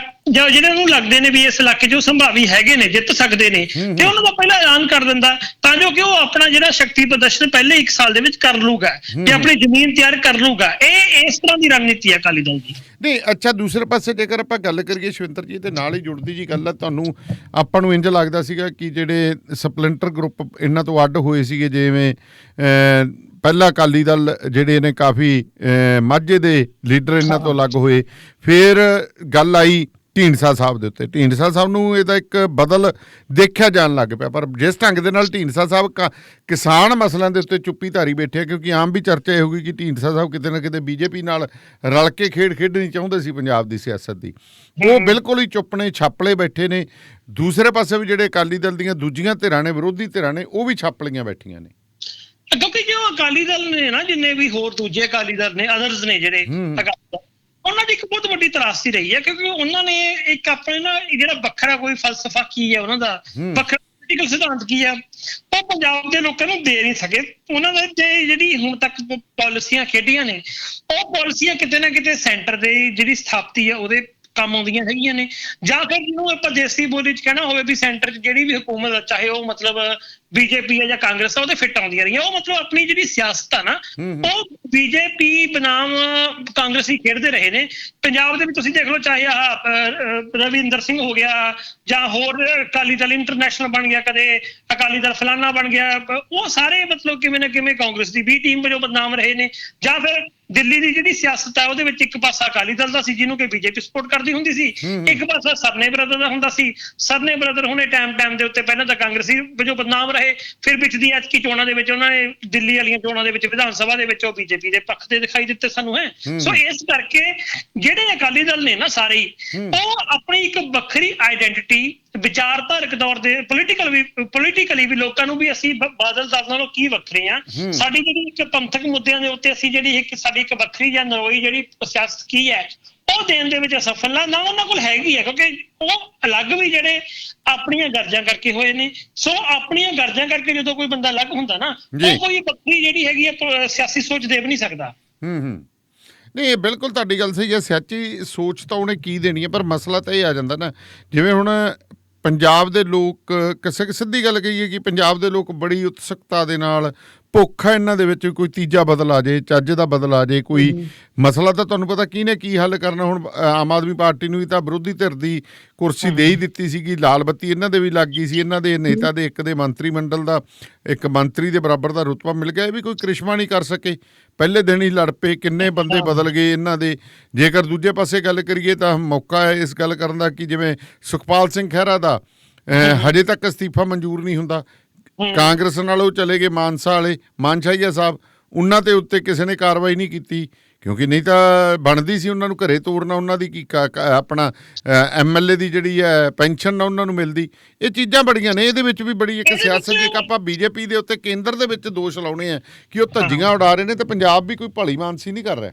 ਇਹਦੇ ਵਿੱਚ ਇੱਕ ਨਾ ਹੋਰ ਚੀਜ਼ ਬੜੀ ਧਿਆਨ ਦੇਣ ਵਾਲੀ ਹੈ ਆਪਣਾ ਦਾਨੇ ਵਾਲੀ ਸਾਹਿਬ, ਉਹ ਕੀ ਹੈ ਵੀ ਜਦੋਂ ਆਪਾਂ ਕਹਿੰਦੇ ਨਾ ਵੀ ਤੀਜਾ ਬਦਲ ਦੀ ਗੱਲ ਕਰਦੇ ਆ, ਸਾਨੂੰ ਇੱਕ ਬਹੁਤ ਸਾਫ਼ ਸਮਝ ਲੈਣੀ ਚਾਹੀਦੀ ਹੈ ਕਿ ਜਿਹੜੀਆਂ ਪੰਥਕ ਧਿਰਾਂ ਨੇ ਨਾ, ਪੰਥਕ ਸਿਆਸਤ ਹੈ, ਉਹ ਹੁਣ ਪੰਜਾਬ ਨੂੰ ਤੀਜਾ ਬਦਲ ਦੇਣ ਦੇ ਸਮਰੱਥ ਨਹੀਂ ਰਹੀ ਹੈਗੀ। ਉਹਦਾ ਕਾਰਨ ਹੈ ਕਿ ਨੌਜਵਾਨ ਇੱਕ ਤਾਂ ਹੁਣ ਜਿਹੜਾ ਇੱਕ ਤਾਂ ਇੱਕ ਖਾਸ ਉਮਰ ਸੀਗੀ 60 ਸਾਲ 70 ਸਾਲ ਵਾਲੀ ਹੈ ਨਾ, ਉਹਦੇ ਬੀਤਣ ਤੱਕ ਜਿਹੜਾ ਹੈਗਾ ਉਹ ਸਿਆਸਤ ਦੀ ਇੱਕ ਰੈਲੀਵੈਂਸ ਰਹੀ ਹੈ, ਕਿਉਂਕਿ ਜਿਹਨੇ ਉਹ ਸਾਰਾ ਕੁਝ ਦੇਖਿਆ, ਕਾਲੀ ਮੋਰਚਿਆਂ ਵਾਲਾ ਇਤਿਹਾਸ ਦੇਖਿਆ, ਹੋਰ ਦੇਖਿਆ। ਹੁਣ ਜਿਹੜੀ ਨਵੀਂ ਪੀੜ੍ਹੀ ਹੈ ਉਹਦੇ ਮਸਲੇ ਵੀ ਕੁਝ ਵੱਖਰੇ ਨੇ, ਉਹਦਾ ਹਿਸਾਬ ਕਿਤਾਬ ਵੱਖਰਾ। ਇਸ ਕਰਕੇ ਜਿਵੇਂ ਜਿਵੇਂ ਉਹ ਪੀੜ੍ਹੀ ਅੱਗੇ ਆਈ ਜਾਊਗੀ, ਉਹ ਜਿਹੜੀ ਪੰਥਕ ਸਿਆਸਤ ਹੈ ਉਹ ਪਿੱਛੇ ਚੱਲੀ ਜਾਊਗੀ, ਕਿਉਂਕਿ ਉਹਨਾਂ ਕੋਲ ਨਵਾਂ ਮੁਹਾਵਰਾ ਨਹੀਂ ਹੈਗਾ। ਇਹਨਾਂ ਕੋਲ ਮੈਂ ਜਿਵੇਂ ਦੱਸਿਆ ਕਿ ਨਵੀਂ ਇੱਕ ਪੋਲੀਟੀਕਲ ਸੋਚ ਨਹੀਂ। ਹੁਣ ਤੁਸੀਂ ਇੱਕ ਹੋਰ ਚੀਜ਼ ਦੇਖੋ, ਮਨਪ੍ਰੀਤ ਬਾਦਲ ਆਇਆ ਸੀਗਾ, ਬੇਸ਼ੱਕ ਉਹਨੇ ਕੋਈ ਸੀਟ ਨਹੀਂ ਕੱਢੀ, 5% ਵੋਟਾਂ ਲੈ ਗਿਆ ਨਾ, ਉਹ 4% ਵੋਟ ਲੈ ਕੇ ਉਹਦੇ ਨਾਲ ਬਸਪਾ ਨੇ ਗੱਠਜੋੜ ਕੀਤਾ ਸੀਗਾ, ਉਹ ਲੈ ਗਈ ਸੀਗੀ। ਤੇ ਬਸਪਾ ਨੇ ਮਤਲਬ ਗੱਠਜੋੜ ਨਹੀਂ ਕੀਤਾ, ਮਤਲਬ ਬਸਪਾ ਦਾ ਇੱਕ ਸੀਗੀ ਗਿੱਟ-ਮਿੱਟ ਜਿਹੀ। ਤੇ ਫਿਰ ਉਸ ਤੋਂ ਬਾਅਦ ਵਿੱਚ ਉਹਨੇ 1 ਤੋਂ 1.5% ਵੋਟ ਉਦੋਂ ਕਮਿਊਨਿਸਟ ਲੈ ਗਏ, ਉਹ ਕਿਉਂਕਿ ਉਹ ਮਨਪ੍ਰੀਤ ਨਾਲ ਗੱਠਜੋੜ ਸੀ ਉਹਨਾਂ ਦਾ। ਤੇ ਫਿਰ ਆਪਾਂ ਕਰਦੇ ਹਾਂ ਆਮ ਆਦਮੀ ਪਾਰਟੀ ਦੀ ਗੱਲ। ਆਮ ਆਦਮੀ ਪਾਰਟੀ ਲੋਕ ਸਭਾ ਦੇ ਵਿੱਚੋਂ ਲੈ ਜਾਂਦੀ ਹੈ 4 ਸੀਟਾਂ ਜੀ, ਹਨਾ। ਉਹ ਫਿਰ ਵਿਧਾਨ ਸਭਾ ਵਿੱਚੋਂ ਵੀ 20 ਲੈ ਗਈ, ਹਾਲਾਂਕਿ ਉਹ ਵੱਧ ਵੀ ਲਿਜਾ ਸਕਦੀ ਸੀ, ਉਹਨਾਂ ਦੀ ਆਪਣੀਆਂ ਨਲਾਇਕੀਆਂ ਸੀ। ਹੁਣ ਇਹਦੇ ਵਿੱਚੋਂ ਸਮਝ ਕੀ ਆਉਂਦਾ ਹੈ? ਸਮਝ ਇਹ ਆਉਂਦਾ ਕਿ ਪੰਜਾਬ ਦੇ ਲੋਕ ਤੀਜਾ ਬਦਲ ਤਾਂ ਭਾਲਦੇ ਨੇ, ਚਾਹੇ ਉਹ ਮਨਪ੍ਰੀਤ ਦੇ ਰੂਪ ਚ, ਚਾਹੇ ਆਮ ਆਦਮੀ ਪਾਰਟੀ ਦੇ, ਵੱਖਰਾ ਕਿ ਇਹਨਾਂ ਦੀ ਨਲਾਇਕੀਆਂ ਨੇ, ਪਰ ਉਹ ਤੀਜਾ ਬਦਲ ਮਤਲਬ ਪੰਥਕ ਰੂਪ ਚ ਨਹੀਂ ਭਾਲਦੇ ਹੈਗੇ। ਉਹ ਭਾਲਦੇ ਨੇ ਕਿ ਇੱਕ ਏਦਾਂ ਦੀ ਪਾਰਟੀ ਆਵੇ ਜਿਹੜੀ ਪੰਜਾਬੀਅਤ ਪ੍ਰਸਤ ਪਾਰਟੀ ਹੋਵੇ, ਪੰਜਾਬ ਦੇ ਮੁੱਦੇ ਦੇ ਉੱਤੇ ਗੱਲ ਕਰੇ, ਉਹ ਸਮੁੱਚੇ ਪੰਜਾਬ ਦੇ ਭਾਈਚਾਰਿਆਂ ਨੂੰ ਆਪਣੇ ਕਲਾਵੇ ਵਿੱਚ ਲਵੇ। ਤੇ ਇਸ ਕਰਕੇ ਪੰਜਾਬ ਦੇ ਵਿੱਚ ਉਹੀ ਪਾਰਟੀ ਚੱਲ ਸਕਦੀ ਹੈ ਜਿਹੜੀ ਪੰਜਾਬੀਅਤ ਦੀ ਗੱਲ ਕਰੂਗੀ, ਸੈਂਟਰ ਬਾਰੇ ਥੋੜੀ ਜਿਹੀ ਤਿੱਖੀ ਸੁਰ ਵੀ ਹੋਊਗੀ, ਨਾਲ ਥੋੜੀ ਜਿਹੀ ਮਿਲਕੀ ਵਾਲੀ ਵੀ ਹੋਊਗੀ, ਤੇ ਵੀ ਮਤਲਬ ਤੱਤੀ ਨਹੀਂ ਹੋਊਗੀ, ਕਮਿਊਨਲ ਨਹੀਂ ਹੋਊਗੀ। ਉਹ ਪੰਜਾਬ ਪ੍ਰਸਤ ਪਾਰਟੀ ਹੋਊਗੀ। ਉਹ ਇੱਕ ਪੰਜਾਬ ਪ੍ਰਸਤ ਪਾਰਟੀ ਸਾਨੂੰ ਦਿਖਾਈ ਦਿੰਦੀ ਹੈ ਵੀ ਹੁਣ ਜਿਹੜੀ ਪੰਜਾਬ ਦੇ ਲੋਕ ਆ ਏਦਾਂ ਦੀ ਕਿਉਂਕਿ ਪੰਜਾਬ ਨੇ ਇੱਕ ਪੂਰਾ ਸਫ਼ਰ ਤੈਅ ਕੀਤਾ ਜੀ, ਜਿਹਦੇ ਵਿੱਚ ਉਹ ਅੱਤਵਾਦ ਦਾ ਦੌਰ ਦੇਖਿਆ, ਜਿਹਦੇ ਵਿੱਚ ਖਾਲਿਸਤਾਨੀਆਂ ਦਾ ਤਸ਼ੱਦਦ, ਫਿਰ ਸਟੇਟ ਦਾ ਤਸ਼ੱਦਦ ਹੈ, ਦੋਵੇਂ ਤਸ਼ੱਦਦ ਦੇਖ ਕੇ ਉਹਦੇ ਵਿੱਚੋਂ ਮੰਜਿਆ ਹੋਇਆ ਵਾ ਪੰਜਾਬ ਸੂਬਾ। ਤੇ ਉਹਨੇ ਦੇਖਿਆ ਵੀ ਇਹਦੇ ਭਾਈ ਨੁਕਸਾਨ ਕੀ ਨੇ। ਇਸ ਕਰਕੇ ਮੈਨੂੰ ਲੱਗਦਾ ਕਿ ਜਿਹੜੀ ਮੌਜੂਦਾ ਪੰਜਾਬ ਦੀ ਆਤਮਾ, ਉਹ ਇੱਕ ਤਰ੍ਹਾਂ ਦੀ ਜਿਹੜੀ ਹੈਗੀ ਆ ਪਾਰਟੀ ਭਾਲਦੀ ਹੈਗੀ ਆ ਕਿਸੇ ਖਾਸ ਧਰਮ ਨਾਲ ਜੁੜ ਕੇ ਦੀ ਜਗ੍ਹਾ, ਉਹ ਭਾਲਦੀ ਹੈ ਸੈਕੂਲਰ ਪਾਰਟੀ, ਉਹ ਭਾਲਦੀ ਹੈ ਪੰਜਾਬ ਪ੍ਰਸਤ ਪਾਰਟੀ। ਜੀ ਬਿਲਕੁਲ ਤੁਹਾਡੀ ਗੱਲ ਸਹੀ ਹੈ। ਪੰਜਾਬ ਪ੍ਰਸਤੀ ਦੀ ਗੱਲ ਹੋਵੇ, ਕਿਉਂਕਿ ਧਰਮ ਤਾਂ ਬਹੁਤ ਹੋ ਗਿਆ, ਧਰਮ ਇਦੋਂ ਵੱਧ ਹਜਮ ਨਹੀਂ ਆਉਂਦਾਗਾ ਜੀ। ਸੋ ਅੱਗੇ ਆਪਾਂ ਥੋੜਾ ਜਿਹਾ ਚੱਲੀਏ ਤਾਂ ਧਰਮ ਦੀ ਗੱਲ ਹੀ ਕਰਦੇ ਹਾਂ। ਕਰਨਾਟਕ ਨੂੰ ਬੜਾ ਲਿਬਰਲ ਸਟੇਟ ਮੰਨਿਆ ਜਾਂਦਾ ਸੀ, ਪਰ ਇੱਥੇ ਵੀ ਕਹਿੰਦੇ ਜਿਹੜੇ ਨੇ ਕੁੱਟਮਾਰਾਂ ਸ਼ੁਰੂ ਹੋ ਗਈਆਂ ਵੀ ਤੂੰ ਫਲਾਣੇ ਧਰਮ ਨਾਲ ਕਿਉਂ ਤੁਰੀ ਜਾਂਦੀ ਹੈ, ਤੂੰ ਫਲਾਣੇ ਧਰਮ ਦੀ ਕੁੜੀ ਨਾਲ ਕਿਉਂ ਜਾਂਦਾ, ਤੂੰ ਫਲਾਣੇ ਧਰਮ ਦੇ ਮੁੰਡੇ ਨਾਲ ਕਿਉਂ ਜਾਂਦਾ ਜੀ। ਆਮ ਤੌਰ ਤੇ ਸਾਨੂੰ ਨਾ ਅਸੀਂ ਸਿੱਖਿਆ ਸੀਗਾ, ਜਦੋਂ ਤੁਸੀਂ ਕਲਪਨਾ ਕਰੋ, ਤੁਹਾਨੂੰ ਇੱਕ ਆਪਾਂ ਆਮ ਹੀ ਸਾਡੇ ਸਰੋਤੇ ਵੀ ਦੇਖਣ ਜ਼ਰਾ, ਅਸੀਂ ਛੋਟੇ ਹੁੰਦੇ ਸੀਗੇ, ਆਮ ਹੀ ਨਾ, ਜਦੋਂ 5-7 ਸਾਲ ਦੇ ਸੀ, ਪਿੰਡ ਦੀਆਂ ਕੁੜੀਆਂ ਮੁੰਡੇ ਆਪਾਂ ਇਕੱਠੇ ਹੀ ਖੇਡਦੇ ਹੁੰਦੇ ਸੀਗੇ। ਫਿਰ ਆਪਾਂ ਨੂੰ ਸਿੱਖਿਆ ਦਿੱਤੀ ਜਾਂਦੀ ਸੀ ਕਿ ਨਾ ਭਾਈ ਹੁਣ ਤੁਸੀਂ ਵੱਡੇ ਹੋ ਗਏ, ਜਦੋਂ ਆਪਾਂ 7-8 ਸਾਲ ਦੇ ਹੋ ਜਾਂਦੇ ਸੀ ਵੀ ਕੁੜੀਆਂ ਨਾਲ ਨਹੀਂ ਖੇਡਣਾ, ਤੁਹਾਨੂੰ ਤੁਹਾਡੇ ਕੰਨ ਪੱਕ ਜਾਣਗੇ, ਜਾਂ ਕੁੜੀਆਂ ਨੂੰ ਵੀ ਐਂ ਕਿਹਾ ਜਾਂਦਾ ਹੁੰਦਾ ਹੈ। ਫਿਰ ਅਸੀਂ ਮਤਲਬ ਸਾਡੇ ਚ ਉਹ ਲਿੰਗਕ ਇੱਕ ਦੂਰੀ ਹੋ ਜਾਂਦੀ ਹੈ। ਫਿਰ ਅਸੀਂ ਥੋੜੇ ਜਿਹੇ ਜਿਹੜੇ ਮਾਹੌਲ ਚ ਅਸੀਂ ਪੈਦਾ ਹੁੰਦੇ ਆ, ਉੱਥੇ ਜਿਹੜਾ ਇੱਕ ਸੈਕਸ ਨੂੰ ਇੱਕ ਟੈਬੂਜ਼ ਮੰਨਿਆ ਜਾਂਦਾ, ਜਿਹਦੇ ਵਿੱਚ ਅਸੀਂ ਮਤਲਬ ਰੱਖਦੇ ਹਾਂ ਕਿ ਇੱਕ ਦੂਰੀ ਰੱਖਦੇ ਹਾਂ ਵੀ ਬਹੁਤ ਇਹਦਾ ਪਤਾ ਨਹੀਂ ਕੀ ਚੀਜ਼ ਹੈ, ਉਹ ਫਿਰ ਉੱਥੇ ਜਾ ਕੇ ਉਹ ਜਿੰਨੀ ਦੂਰੀ ਸਾਡੇ ਸਮਾਜ ਪੈਦਾ ਕਰਦਾ ਰਿਹਾ ਉਹਦੇ ਵਿੱਚ ਹੀ ਅਸੀਂ ਜਿਹੜਾ ਸਭ ਤੋਂ ਵੱਧ ਗੰਦ ਵੀ ਉਸ ਦੂਰੀ ਦੇ ਨਾਂ ਥੱਲੇ ਪੈਂਦਾ ਰਿਹਾ ਵੀ ਔਰਤ ਨੂੰ ਇਸ ਤਰ੍ਹਾਂ ਦੀ ਚੀਜ਼ ਸਮਝਣਾ ਵੀ ਜਿਹਨੂੰ ਦੇਖ ਕੇ ਉਹਦਾ ਹਰ ਵਾਰ ਸਾਨੂੰ ਜਿਹੜਾ ਉਹਦਾ ਸੈਕਸ਼ੂਅਲ ਪੱਖ ਹੀ ਦਿੰਦਾ ਸੀਗਾ ਔਰਤ ਦਾ, ਠੀਕ ਹੈ। ਤਾਂ ਫਿਰ ਅਸੀਂ ਜਿਹੜੇ ਬੰਦੇ ਆਪਣਾ ਅੱਗੇ ਵਿਕਾਸ ਕਰ ਗਏ ਥੋੜੇ ਜਿਹੇ, ਚਾਹੇ ਉਹ ਜ਼ਹਿਨੀ ਤੌਰ ਤੇ ਕਰ ਗਏ, ਚਾਹੇ ਉਹ ਯੂਨੀਵਰਸਿਟੀਆਂ ਵਿੱਚ ਚਲੇ ਗਏ, ਉਹਨਾਂ ਲਈ ਫਿਰ ਉਹ ਚੀਜ਼ਾਂ ਜਿਹੜੀਆਂ ਹੈਗੀਆਂ ਉਹ ਟੈਬੂਸ ਖਤਮ ਹੋ ਗਏ, ਮਤਲਬ ਉਹ ਮੰਨਣ ਲੱਗੇ ਕਿ ਨਹੀਂ ਯਾਰ ਔਰਤ ਦੀ ਇੱਕ ਆਈਡੈਂਟੀਟੀ ਇਹੀ ਨਹੀਂ, ਉਹ ਤੁਹਾਡੀ ਇੱਕ ਫਰੈਂਡ ਵੀ ਹੋ ਸਕਦੀ ਹੈ, ਤੁਸੀਂ ਉਹਦੇ ਵਿੱਚੋਂ ਹਰ ਵੇਲੇ ਸੈਕਸ ਨਹੀਂ ਦੇਖਣਾ ਹੈਗਾ ਹੁੰਦਾ, ਥੋੜਾ ਇੱਕ ਮਾਨਸਿਕ ਵਿਕਾਸ ਹੁੰਦਾ, ਠੀਕ ਹੈ। ਹੁਣ ਜਿਹੜਾ ਮਾਨਸਿਕ ਵਿਕਾਸ ਹੋਇਆ ਅੱਜ ਵਾਲੀ ਪੀੜ੍ਹੀ ਦਾ, ਉਹਨਾਂ ਲਈ ਇਹ ਮਾਇਨੇ ਨਹੀਂ ਹੈਗੇ, ਕਿਉਂਕਿ ਜਿਹੜੇ ਇਹ ਲੋਕ ਨੇ ਜਿਹੜੇ ਕਾਬਿਜ਼ ਹੋ ਚੁੱਕੇ ਨੇ, ਇਹ ਲੋਕ ਚਾਹੁੰਦੇ ਨੇ ਤੁਹਾਨੂੰ ਉਹੀ ਸਮੰਤੀ ਸੋਚ ਰਾਂਗੂ ਵੀ ਅੱਛਾ ਤੂੰ ਫਲਾਣੇ ਨਾਲ ਕਿਵੇਂ ਤੁਰ ਗਿਆ, ਜੇ ਉਹ ਕਿਤੇ ਹੋਰ ਧਰਮ ਦੇ ਜਾਤ ਦਾ ਉਹਨੂੰ ਤਾਂ ਬਿਲਕੁਲ ਹੀ ਨਹੀਂ ਬਰਦਾਸ਼ਤ ਕਰਦੇ, ਬਾਕੀ ਇਹਨਾਂ ਦੀ ਪੋਲਿਟਿਕਸ ਨੂੰ ਫਿੱਟ ਆਉਂਦਾ ਹੈਗਾ। ਤੇ ਇਹ ਕਰਨਾਟਕ ਵਿੱਚ ਘਟਨਾ ਵਾਪਰੀ ਕਿ ਇੱਕ ਮੁਸਲਮਾਨ ਲੜਕਾ ਸੀ ਆਪਣੀ ਹਿੰਦੂ ਦੋਸਤ ਨਾਲ ਜਾ ਰਿਹਾ, ਹੁਣ ਦੇਖੋ ਤੁਸੀਂ ਵੀ ਯੂਨੀਵਰਸਿਟੀਆਂ 'ਚ ਪੜ੍ਹੇ ਹੋ, ਮੈਂ ਵੀ ਯੂਨੀਵਰਸਿਟੀਆਂ 'ਚ ਪੜ੍ਹਾ, ਆਪਣੇ ਮੁੰਡੇ ਕੁੜੀਆਂ ਦੋਸਤ ਰਹੇ ਨੇ, ਠੀਕ ਹੈ। ਤੇ ਉਹਨਾਂ ਦੀ ਕਿਹੜੀ ਜਾਤ ਆ ਕਿਹੜਾ ਧਰਮ ਆਪਾਂ ਤਾਂ ਕਦੇ ਪੁੱਛਿਆ ਨਹੀਂ, ਤੁਸੀਂ ਵੀ ਨਹੀਂ ਪੁੱਛਿਆ ਹੋਣਾ, ਠੀਕ ਹੈ। ਆਪਾਂ ਇਕੱਠੇ ਬਹਿ ਕੇ ਖਾਂਦੇ ਪੀਂਦੇ ਵੀ ਰਹੇ ਹਾਂ, ਆਪਾਂ ਇਕੱਠੇ ਬਹਿ ਕੇ ਜਿਹੜਾ ਹੈਗਾ ਪੜ੍ਹਦੇ ਵੀ ਰਹੇ ਹਾਂ, ਲਾਇਬ੍ਰੇਰੀ ਵੀ ਜਾਂਦੇ ਰਹੇ ਹਾਂ। ਹੁਣ ਕੱਲ ਨੂੰ ਜੇ ਕੋਈ ਆ ਕੇ ਕਹੇ ਕਿ ਯਾਰ ਤੂੰ ਆ ਕੁੜੀ ਨਾਲ ਜਾਂ ਮੁੰਡੇ ਨਾਲ ਕਿਉਂ ਘੁੰਮ ਰਿਹਾ, ਇਹਦਾ ਤਾਂ ਫਲਾਣਾ ਧਰਮ ਆ, ਸਾਨੂੰ ਅਟਪਟੀ ਲੱਗੂਗੀ, ਘੱਟੋ ਘੱਟ ਮੇਰੇ ਵਰਗੇ ਬੰਦੇ ਨੂੰ ਤਾਂ ਜ਼ਰੂਰ ਲੱਗੇਗੀ ਜਿਹੜਾ ਕਾਫੀ ਇਸ ਮਾਮਲੇ ਵਿੱਚ ਲਿਬਰਲ ਹੈਗਾ। ਤੇ ਇਸੇ ਤਰ੍ਹਾਂ ਜਿਹੜੀਆਂ ਸਾਡੇ ਨੌਜਵਾਨ ਪੀੜ੍ਹੀ ਉਹ ਵੀ ਲਿਬਰਲ ਹੈ। ਹੁਣ ਇੱਕ ਮੁੰਡਾ ਜਿਹੜਾ ਇਸ ਤਰ੍ਹਾਂ ਜਾ ਰਿਹਾ ਸੀਗਾ, ਇਹਨਾਂ ਨੇ ਫੜ ਕੇ ਉਹਨਾਂ ਨੂੰ ਕੁੱਟ ਲਿਆ। ਹੁਣ ਕੁੱਟਣ ਵਾਲੇ ਉਹ ਸੀ ਬਜਰੰਗ ਦਲੀਏ ਸੀ ਜਿਨ੍ਹਾਂ ਨੇ ਕਦੇ 10ਵੀਂ ਤੋਂ ਗਾਹਾਂ ਸਕੂਲ ਹੀ ਨਹੀਂ ਦੇਖਿਆ ਹੈਗਾ, ਹਾਂਜੀ। ਤੇ ਉਹ ਚਾਰੇ ਜਣੇ ਗ੍ਰਿਫਤਾਰ ਕਰਤੇ। ਕਹਿਣ ਦਾ ਮਤਲਬ ਇਹ ਹੈਗਾ ਕਿ ਜਿਹੜੀ ਇੱਕ ਵਧੀਆ ਸਮਾਜ ਹੈ, ਨਰੋਇਆ ਸਮਾਜ ਹੈ, ਜਿਹਦੇ ਵਿੱਚ ਜਿਹੜੀਆਂ ਹੈਗੀਆਂ ਚੰਗੀਆਂ ਕਦਰਾਂ ਕੀਮਤਾਂ ਆਉਣੀਆਂ ਚਾਹੀਦੀਆਂ ਹੈਗੀਆਂ, ਇਹ ਉਸ ਸਮਾਜ ਦਾ ਇੱਕ ਜਿਹੜਾ ਵਿਕਾਸ ਹੈ, ਇਹ ਜਿਹੜੇ ਕੱਟੜਵਾਦੀ ਨੇ ਉਹਨੂੰ ਸੰਨ ਲਾਉਣ ਦੀ ਕੋਸ਼ਿਸ਼ ਕਰਦੇ ਨੇ। ਇਹ ਚਾਹੁੰਦੇ ਨੇ ਕਿ ਸਾਡੇ ਮੁਤਾਬਕ ਹੀ ਚੱਲੇ, ਵੀ ਇਹਨਾਂ ਦੇ ਪਿਓ ਦਾ ਰਾਜ ਹੋ ਜਾਏ, ਵੀ ਫਲਾਣੇ ਨਾਲ ਕਿਵੇਂ ਤੁਰ ਰਿਹਾ। ਇੱਥੇ ਬਥੇਰੀ ਵਾਰ ਉਹ ਕੁਝ ਹੋਇਆ ਵੀ ਮੁੰਡਾ ਆਪਣੀ ਭੈਣ ਨਾਲ ਜਾ ਰਿਹਾ ਸੀ ਤਾਂ ਵੀ ਫੜ ਕੇ ਕੁੱਟ ਦਿੱਤਾ ਵੀ ਤੂੰ ਕਿਉਂ ਜਾ ਰਿਹਾ ਹੈਗਾ। ਹੁਣ ਸਵਾਲ ਇਹ ਹੈਗਾ ਕਿ ਕਿਹੜਾ ਕਿਹਦੇ ਨਾਲ ਜਾ ਰਿਹਾ, ਉਹਦੇ ਲਈ ਸਾਨੂੰ ਸੰਵਿਧਾਨ ਨਹੀਂ ਰੋਕਦਾ ਮੁਲਕ ਦਾ। ਸੰਵਿਧਾਨ ਸਾਨੂੰ ਆਜ਼ਾਦੀ ਦਿੰਦਾ ਆਪਣੀ ਆਜ਼ਾਦੀ ਨਾਲ ਤੁਰਨ ਦੀ, ਫਿਰਨ ਦੀ, ਤੇ ਕੋਈ ਕੌਣ ਹੁੰਦਾ ਕਿਸੇ ਨੂੰ ਰੋਕਣ ਵਾਲਾ, ਵੀ ਕੋਈ ਕਿਸੇ ਦਾ ਰਾਜ ਹੋ ਗਿਆ ਵੀ ਤੁਸੀਂ ਜਿਹੜਾ ਕਿਉਂ ਜਾਂਦੇ ਹੋ, ਕਿਵੇਂ ਜਾਂਦੇ ਹੋ। ਹੁਣ ਇਹਨਾਂ ਗੱਲਾਂ ਉੱਤੇ ਜਿਹੜੀ ਹੈਗੀ ਆ ਬਜਰੰਗ ਦਲੀਏ ਹੋ ਗਏ, RSS ਵਾਲੇ ਹੋ ਗਏ, BJP ਵਾਲੇ ਹੋ ਗਏ, ਕਿਉਂਕਿ ਯੋਗੀ ਆਦਿੱਤਿਆਨਾਥ ਨੇ ਤਾਂ ਆਪਣੇ ਯੂਪੀ ਸੂਬੇ ਦੇ ਵਿੱਚ ਇਸ ਤਰ੍ਹਾਂ ਦੀ ਬ੍ਰਿਗੇਡ ਹੀ ਬਣਾ ਦਿੱਤੀ ਸੀ ਕਿ ਤੁਹਾਨੂੰ ਪਤਾ ਉਹਦੀ ਆਪਣੀ ਇੱਕ ਨਿੱਜੀ ਹਿੰਦੂ ਬਾਹਿਣੀ ਸੈਨਾ ਬਣੀ ਹੋਈ ਹੈ ਜਿਹੜੇ ਆਹੀ ਕੰਮ ਕਰਦੇ ਆ। ਇਹ ਕੁਝ ਉਹ ਚੌਧਰੀ ਨੇ ਜਿਨ੍ਹਾਂ ਨੇ ਧਰਮ ਦਾ, ਸੱਭਿਆਚਾਰ ਦਾ ਠੇਕਾ ਲਿਆ। ਜਿੰਨੀਆਂ ਧਰਮ ਦੀਆਂ ਜਿਹੜੀਆਂ ਹੈਗੀਆਂ ਨਾ ਧੱਜੀਆਂ ਹੀ ਉਡਾਉਂਦੇ ਨੇ, ਜਿੰਨਾ ਸੱਭਿਆਚਾਰ ਦੀਆਂ ਧੱਜੀਆਂ ਹੀ ਉਡਾਉਂਦੇ ਨੇ। ਇਹ ਜੇ ਦੇਖਣੀਆਂ ਹੁਣ ਤਾਂ BJP ਦੇ ਕਈ ਆਗੂ ਜਿਹੜੇ ਹੈਗੇ ਨੇ ਉਹ ਅਸ਼ਲੀਲ ਵੀਡੀਓ ਵਿੱਚ ਫੜੇ ਜਾਂਦੇ ਨੇ। BJP ਦੇ ਕਈ ਆਗੂ ਧਰਮ ਦੀਆਂ ਧੱਜੀਆਂ ਉਡਾਉਂਦੇ ਫੜੇ ਜਾਂਦੇ ਨੇ। ਇੱਥੋਂ ਤੱਕ ਕਿ ਜਿਹੜੇ ਆਪਣੇ ਪੰਜਾਬ 'ਚ ਦੇਖਣਾ ਹੋਵੇ ਤਾਂ ਕਈ ਅਕਾਲੀ ਇਹੋ ਜਿਹੇ ਮਾਮਲਿਆਂ 'ਚ ਫਸੇ ਸਾਨੂੰ ਦਿਖਦੇ ਨੇ। ਸੋ ਕਹਿਣ ਦਾ ਮਤਲਬ ਇਹ ਹੈਗਾ ਕਿ ਜਿਹੜੇ ਇਹ ਧਰਮ ਕਰਮ ਦੇ ਜਾਂ ਸੱਭਿਆਚਾਰ ਦੇ ਜਿਹੜੇ ਜਾਮੇ ਪਹਿਨਾ ਕੇ ਆਪਣੀ ਲੰਬੜਦਾਰੀ ਕਰਦੇ, ਉਹਨਾਂ ਦਾ ਆਪਣਾ ਕਰੈਕਟਰ ਹੀ ਸਵਾਲਾਂ ਦੇ ਘੇਰੇ 'ਚ ਹੁੰਦਾ ਹੈ। ਬਿਲਕੁਲ, ਜਿਵੇਂ ਤੁਸੀਂ ਆਖਿਆ ਕਿ ਲੰਬੜਦਾਰ ਬਾਹਲਾ ਕਰਦਾ ਨਾ, ਉਹ ਇਹਨਾਂ ਚੀਜ਼ਾਂ ਦੇ ਉੱਤੇ ਉਹਨੂੰ ਪਤਾ ਹੁੰਦਾ। ਕਿਉਂਕਿ ਮੈਂ ਵੀ ਕਈ ਇਹੋ ਜਿਹੇ ਬੰਦੇ ਨੂੰ ਜਾਣਦਾ ਜਿਹੜੇ ਇਹੋ ਜਿਹੇ ਥਾਵਾਂ ਦੇ ਉੱਤੇ ਕੋਈ ਕਾਰ ਚੋਰੀ ਦੇ ਕੇਸਾਂ ਦੇ ਵਿੱਚ ਫਸਿਆ ਸੀ, ਕੋਈ ਟਰੱਕਾਂ ਦੇ ਵਿੱਚ ਬਲੈਕਮੇਲਿੰਗ ਕਰਦੇ ਨੇ, ਬਲੈਕ ਕਰਦੇ ਨੇ, ਬੜਾ ਕੁਛ ਦੇਖਦੇ ਨੇ। ਕਿਉਂਕਿ ਉਹਨਾਂ ਨੂੰ ਪਤਾ ਹੁੰਦਾ ਕਿ ਜੇ ਅਸੀਂ ਫੜੇ ਗਏ ਤਾਂ ਸਾਡੇ ਆ ਬੰਦੇ ਮਗਰ ਆ ਕੇ ਜਿੰਦਾਬਾਦ ਮੁਰਦਾਬਾਦ ਵੀ ਕਰ ਦੇਣਗੇ। ਕੱਲ ਤੁਸੀਂ ਦੇਖੋ ਲਵ ਜਿਹਾਦ ਜਿਹੜਾ ਵੈਲੈਂਟਾਈਨ ਡੇ ਹੈ, ਵੈਲੈਂਟਾਈਨ ਦੇ ਵਿੱਚ ਯੂਪੀ ਦੇ ਵਿੱਚ ਇੱਕ ਜੋੜੇ ਨੂੰ ਕੁੱਟ ਰਹੇ ਸੀ ਇਹ, ਤੇ ਕੁੱਟ ਵੀ ਰਹੇ ਸੀ ਤੇ ਕਹਿ ਰਹੇ ਸੀ ਅਸੀਂ ਭਾਰਤੀ ਸੱਭਿਆਚਾਰ ਦੀ ਰੱਖਿਆ ਕਰਦੇ, ਤੇ ਜਦੋਂ ਕੁੱਟ ਰਹੇ ਸੀ ਤਾਂ ਉਸ ਕੁੜੀ ਦੇ ਕੱਪੜੇ ਪਾੜ ਰਹੇ ਸੀ, ਉਹਦੀਆਂ ਛਾਤੀਆਂ ਦਬਾ ਰਹੇ ਸੀ। ਦੱਸੋ ਕਿਹੜੀ ਸੱਭਿਅਤਾ ਤੁਹਾਡੀ? ਹਾਂ ਤੇ ਤੁਸੀਂ BJP ਦੀ ਗੱਲ ਕੀਤੀ, BJP ਦਾ ਮੰਤਰੀ ਦੱਸੋ, ਉਹ ਵੀ ਕਹੀ ਜਾਂਦਾ, ਕਹਿੰਦਾ ਮਾਸਕ ਪਾਉਣਾ, ਦੱਸੋ ਵੀ ਮਾਸਕ ਪਹਿਨਣ ਦੇ ਉੱਤੇ ਹੀ ਕਹਿੰਦਾ ਉਹਨੂੰ ਇਤਰਾਜ਼ ਹੈ, ਕਹਿੰਦਾ ਲੋੜ ਹੀ ਕੋਈ ਨਹੀਂ। ਇਹ ਕਿੱਥੋਂ ਦਾ ਜੀ? ਇਹ ਜੀ ਕਰਨਾਟਕ ਦਾ, ਇਹ ਆਸਾਮ ਦਾ ਮਹਾਂਪੁਰਸ਼ ਹੈ, ਆਸਾਮ ਦਾ ਹੈਗਾ ਸਿਹਤ ਮੰਤਰੀ ਹੈ। ਤੇ ਉਹਨੇ ਕਿਹਾ ਕਿ ਮਾਸਕ ਪਾਉਣ ਦੀ ਕੋਈ ਲੋੜ ਨਹੀਂ, ਕਰੋਨਾ ਕੋਈ ਚੱਕਰ ਨਹੀਂ। ਹੁਣ ਮਸਲਾ ਤਾਂ ਇਹ ਹੈਗਾ ਕਿ ਅਸੀਂ ਸਵਾਲ ਇਹਦੇ ਲਈ ਤਾਂ ਖੜੇ ਕਰਦੇ ਹਾਂ, ਇੱਥੇ ਉਂਝ ਤਾਂ ਕਹਿੰਦੇ ਨੇ ਹੋਰਨਾਂ ਸੂਬੇ ਸਮੇਤ ਪੰਜਾਬ ਜਿਹਨੇ ਮਾਸਕ ਨਹੀਂ ਪਾਇਆ ਉਹਨੂੰ ਇੰਨਾ ਫਾਈਨ ਆ, ਇਹਦੇ ਸਖਤੀ ਕਰ ਦਿਓ, ਕਰੋਨਾ ਦੇ ਨਿਯਮ ਲਾਗੂ ਕਰੋ। ਇਹਦਾ ਮਤਲਬ ਤੁਹਾਡੇ ਪਿਓ ਦਾ ਹੀ ਰਾਜ ਹੋ ਗਿਆ, ਜਿੱਥੇ ਤੁਸੀਂ ਚਾਹੋ ਉੱਥੇ ਤਾਂ ਸਖਤੀ ਲਾਗੂ ਕਰ ਦਿਓ। ਜਿੱਥੇ ਚੋਣਾਂ ਨੇ ਉੱਥੇ ਜਿੰਨੀ ਮਰਜ਼ੀ ਭੀੜ ਆ ਜਾਊਗੀ, ਅਸਾਮ 'ਚ ਵੀ ਚੋਣਾਂ ਨੇ, ਉੱਥੇ ਤੁਸੀਂ ਬਿਆਨ ਦੇ ਰਹੇ ਹੋ ਕਿ ਮਾਸਕ ਦੀ ਕੋਈ ਲੋੜ ਕੋਈ ਨਹੀਂ ਹੈਗੀ। ਸਵਾਲ ਇਹ ਹੈਗਾ ਜੇ ਸਖਤੀ ਲਾਗੂ ਕਰਨੀ ਹੈ ਪਹਿਲਾਂ ਆਪਣੇ ਲੀਡਰਾਂ ਤੇ ਕਰੋ। ਇਹਨਾਂ ਨੂੰ ਕਹੋ ਜਿਹੜੇ ਮੰਤਰੀ ਤੱਕ ਤੁਹਾਡੇ ਬਿਆਨ ਦੇ ਰਹੇ ਨੇ ਇਸ ਤਰ੍ਹਾਂ ਦੇ, ਪ੍ਰਧਾਨ ਮੰਤਰੀ ਨੂੰ ਚਾਹੀਦਾ ਕਿ ਉਹਨੂੰ ਘੇਰਨ, ਉਹਨੂੰ ਪੁੱਛਣ ਕਿ ਹਾਂ ਭਾਈ ਮਾਸਕ ਦੀ ਫਿਰ ਤੈਨੂੰ ਲੋੜ ਲੱਗਦੀ ਹੈ ਕਿ ਨਹੀਂ ਲੱਗਦੀ। ਅੱਛਾ ਜਿੱਥੇ ਚੋਣਾਂ ਹੈਗੀਆਂ ਨੇ ਉੱਥੇ ਤਾਂ ਕੋਈ ਕਰੋਨਾ ਨਹੀਂ ਹੈਗਾ ਇਹਨਾਂ ਨੂੰ ਦਿਖਦਾ, ਤੇ ਜਿੱਥੇ ਚੋਣਾਂ ਨਹੀਂ ਹੈਗੀਆਂ, ਜਿੱਥੇ ਲੱਗਦਾ ਕਿ ਸਾਡੇ ਉਲਟ ਮੂਵਮੈਂਟਾਂ ਚੱਲਦੀਆਂ ਨੇ ਉੱਥੇ ਇਹਨਾਂ ਨੂੰ ਕਰੋਨਾ ਨਜ਼ਰ ਆ ਜਾਂਦਾ।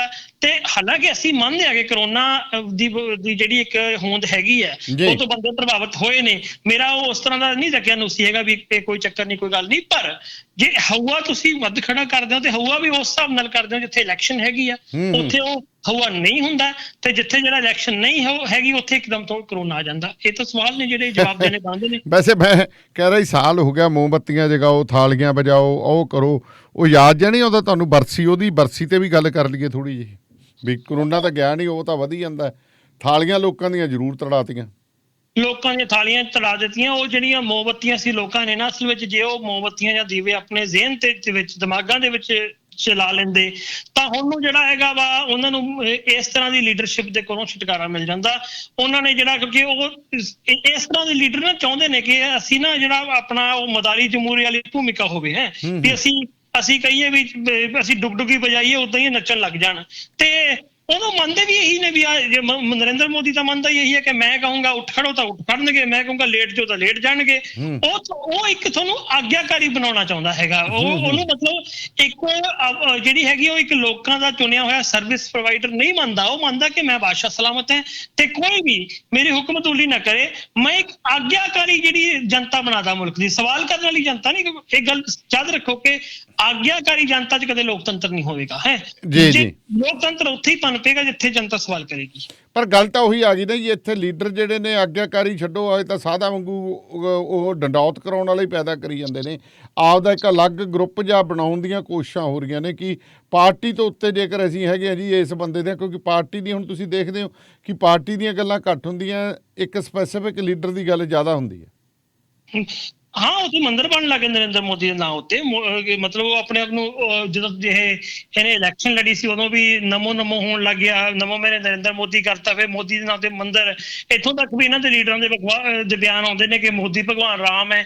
ਉਹ ਭਾਵੇਂ ਕੋਈ ਹੋਰ ਰਾਮ ਬਾਰੇ ਕਹਦੇ ਤਾਂ ਉਹਦੇ ਪਰਚਾ ਹੋ ਜਾਊਗਾ, ਉਹਦੇ ਪਰਚਾ ਹੋ ਜੂ, ਪਰ ਆਪ ਸ਼ਰੇਆਮ ਭਗਵਾਨ ਰਾਮ ਦੀ ਬੇਇੱਜ਼ਤੀ ਕਰਦੇ ਨੇ। ਮੋਦੀ ਸ਼੍ਰੀ ਕ੍ਰਿਸ਼ਨ ਜੀ ਦਾ ਕਿਸੇ ਨੇ ਉਹਨੂੰ ਜਿਹੜਾ ਹਨੂਮਾਨ ਕਹਿ ਦਿੱਤਾ। ਹੁਣ ਕਿਸੇ ਨੇ ਇਹ ਨਹੀਂ ਪੁੱਛਿਆ ਵੀ ਮੋਦੀ ਤੇ ਪਹੁੰਚ ਤਾਂ ਦਿੰਦੀ ਨਹੀਂ ਹੈਗੀ। ਤੇ ਅੱਛਾ ਕੋਈ ਮਤਲਬ ਇਹਨੂੰ ਜਿਹੜਾ ਕੁਛ ਕਹਿ ਰਿਹਾ ਹੈਗਾ, ਕੋਈ ਕੁਛ ਕਹਿ ਰਿਹਾ। ਸੋ ਕਹਿਣ ਦਾ ਮਤਲਬ ਜਦੋਂ ਨਾ ਆਪਣੇ ਲੀਡਰਾਂ ਦੀ ਤੁਲਨਾ ਭਗਵਾਨਾਂ ਨਾਲ ਹੋਣ ਲੱਗ ਜਾਵੇ ਨਾ, ਉਦੋਂ ਇਹ ਗੱਲ ਸਮਝੋ ਕਿ ਉਸ ਮੁਲਕ ਦਾ ਜਿਹੜਾ ਜਨਾਜ਼ਾ ਜਾਂ ਤਿਆਰੀ ਹੈ। ਜਨਾਜ਼ਾ ਤਾਂ ਕੱਢ ਕੇ ਹਟਣਗੇ ਜੀ, ਇਹ ਨਹੀਂ ਹਟਦੇਗੇ। ਕਿਉਂਕਿ ਜਿਵੇਂ ਤੁਸੀਂ ਪਿਛਲੀ ਵਾਰੀ ਵੀ ਕਿਹਾ ਕਿ ਇੱਥੇ ਤਾਂ ਕੋਈ ਖਬਰ ਲਾਉਣੀ ਵੀ ਜਦੋਂ ਜੁਰਮ ਬਣ ਜੇ, ਠੀਕ ਹੈ, ਹੋਰ ਬਣ ਜੇ, ਕਹਿੰਦੇ ਆਪਾਂ ਨਾਂ ਨਹੀਂ ਛੱਡਣਾ ਭਾਰਤ ਦਾ ਕਿਸੇ ਪਾਸਿਓਂ ਵੀ ਚਰਚਾ 'ਚ ਨਾ ਆਵੇ।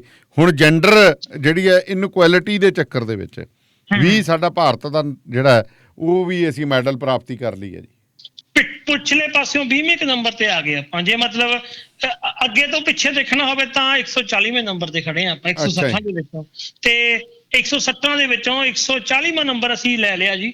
ਇਹ ਕਾਫੀ ਵੱਡੀ ਮੱਲ ਮਾਰ ਲਈ ਹੈ ਜਿਹੜਾ ਇੱਕ ਲਿੰਗਕ ਭੇਦਭਾਵ ਦੇ ਮਾਮਲੇ ਵਿੱਚ, ਜਿੱਥੇ ਸਾਡਾ ਜਿਹੜਾ ਹੈਗਾ ਲਿੰਗਕ ਭੇਦਭਾਵ ਦੇ ਵਿੱਚ ਮੋਟੇ ਤੌਰ ਤੇ ਔਰਤ ਮਰਦ ਦੇ ਮਾਮਲੇ ਵਿੱਚ, ਤੇ ਫਿਰ ਜਿਹੜਾ ਇੱਕ ਤੀਜਾ ਜੈਂਡਰ ਹੈ ਜਿਹਨੂੰ ਆਪਾਂ ਉਹ ਅਲੱਗ-ਅਲੱਗ ਤਰ੍ਹਾਂ ਦੇ ਨਾਵਾਂ ਨਾਲ ਬੁਲਾਉਂਦੇ ਆ, ਤੇ ਉਸ ਮਾਮਲੇ ਜਾਂ ਫਿਰ ਕੋਈ ਗੇ ਹੈਗਾ ਉਹਨੂੰ ਅਸੀਂ ਕਿੱਦਾਂ ਬੁਲਾਉਂਦੇ ਆ ਸਮਾਜ 'ਚ, ਜਾਂ ਫਿਰ ਅੱਛਾ ਇਸੇ ਜੈਂਡਰ ਦਾ ਜਿਹੜਾ ਭੇਦਭਾਵ ਫਿਰ ਜਿਹੜੀ ਲਿੰਗਕ ਅਸਮਾਨਤਾ ਉਹ ਫਿਰ ਬੱਚਿਆਂ ਦੇ ਮਾਮਲੇ ਵਿੱਚ ਆ ਜਾਂਦੀ ਹੈ, ਬਜ਼ੁਰਗਾਂ ਦੇ ਮਾਮਲੇ ਵਿੱਚ ਆ ਜਾਂਦੀ ਹੈ। ਸਾਰੀਆਂ ਚੀਜ਼ਾਂ ਨੂੰ ਇਕੱਠਾ ਕਰਕੇ ਇੱਕ ਅਮਰੀਕੀ ਸੰਸਥਾ ਨੇ ਰਿਪੋਰਟ ਤਿਆਰ ਕੀਤੀ ਹੈ ਜਿਹਦੇ ਵਿੱਚ ਭਾਰਤ ਦਾ ਨੰਬਰ ਕੋਈ ਬਹੁਤਾ ਚੰਗਾ ਨਹੀਂ। ਤੁਸੀਂ ਆਪ ਅੰਦਾਜ਼ਾ ਲਾ ਲਓ, ਜਿਹੜੇ ਮੁਲਕ ਦਾ ਪ੍ਰਧਾਨ ਮੰਤਰੀ ਇੱਕ ਸਾਬਕਾ ਮੰਤਰੀ ਦੀ ਘਰ ਵਾਲੀ ਨੂੰ 50 ਕਰੋੜ ਦੀ ਪ੍ਰੇਮਿਕਾ ਕਹੇ, ਜਿਹੜੇ ਮੁਲਕ ਦਾ ਇੱਕ ਲੀਡਰ ਜਿਹੜਾ ਹੈਗਾ 2-3 ਵਾਰ ਮੁੱਖ ਮੰਤਰੀ ਬਣ ਚੁੱਕਿਆ ਹੋਵੇ, ਉਹ ਇਹ ਕਹੇ ਕਿ ਔਰਤਾਂ ਨੂੰ ਜਿਹੜਾ ਹੈਗਾ ਲੋਕ ਸਭਾ ਦੇ ਵਿੱਚ ਚੁਣ ਕੇ ਨਹੀਂ ਆਉਣਾ ਚਾਹੀਦਾ ਕਿਉਂਕਿ ਜੇ ਚੁਣ ਕੇ ਆਉਣ ਲੱਗ ਗਈ ਤਾਂ ਉਹਨਾਂ ਨੂੰ ਦੇਖ ਕੇ ਸੀਟੀਆਂ ਮਾਰਿਆ ਕਰਨਗੇ ਨੇਤਾ। ਜਿਹੜੇ ਮੁਲਕ ਦਾ ਜਿਹੜਾ ਹੈਗਾ ਮੁੱਖ ਮੰਤਰੀ ਇਹ ਕਹੇ ਸੂਬੇ ਦਾ ਕਿ ਮੁਲਕ ਦੇ ਸੂਬੇ ਦਾ ਕਿ ਔਰਤਾਂ ਨੂੰ ਕੀ ਨੰਗੇ ਹੋਣ ਦੀ ਆਜ਼ਾਦੀ ਚਾਹੀਦੀ ਹੈ, ਜਿਹੜੇ ਮੁਲਕ ਦੇ ਸੂਬੇ ਦਾ ਮੁੱਖ ਮੰਤਰੀ ਇਹ ਕਹੇ ਕਿ ਜਿਹੜਾ ਬਲਾਤਕਾਰ ਦਾ ਨਾਰਮਲ ਜਿਹਾ ਵਰਤਾਰਾ ਕੋਈ ਚੱਕਰ ਨਹੀਂ ਹੈਗਾ, ਇਹ ਉਸ ਮੁਲਕ ਦੇ ਵਿੱਚ ਤੁਸੀਂ ਆਪ ਅੰਦਾਜ਼ਾ ਲਾ ਸਕਦੇ ਹੋ ਕਿ ਲਿੰਗਕ ਅਸਮਾਨਤਾ ਕਿੱਥੇ ਹੋਊਗੀ। ਵੈਸੇ ਜੇ ਗੱਲ ਕਰੀਏ ਦੇਖੋ ਨੇਪਾਲ ਦੇ ਵਿੱਚ ਕਹਿੰਦੇ ਸਭ ਜੇ ਉਹਦੀ ਵੀ ਰੇਟਿੰਗ ਕਹਿੰਦੇ ਅੱਛੀ ਹੈ ਇਸ ਮਾਮਲੇ ਦੇ ਵਿੱਚ ਭਾਰਤ ਨਾਲੋਂ। नेपाल ਦੀ ਅੱਛੀ ਹੈ ਥੋੜਾ ਜਿਹਾ, ਐਤਕੀ ਤਾਂ ਪਾਕਿਸਤਾਨ ਦੀ ਵੀ ਅੱਛੀ ਆ। ਇਹ ਵੀ ਬੜੀ ਕਮਾਲ ਦੀ ਗੱਲ ਹੈ ਕਿ ਪਾਕਿਸਤਾਨ ਬਹੁਤ ਪਛੜਿਆ ਹੋਇਆ ਆਪਣੇ ਨਾਲੋਂ, ਹਾਂ, ਪਰ ਹਾਂ। ਪਾਕਿਸਤਾਨ ਦੀ ਵੀ ਆਪਣੇ ਨਾਲੋਂ ਅੱਛੀ ਹੈ।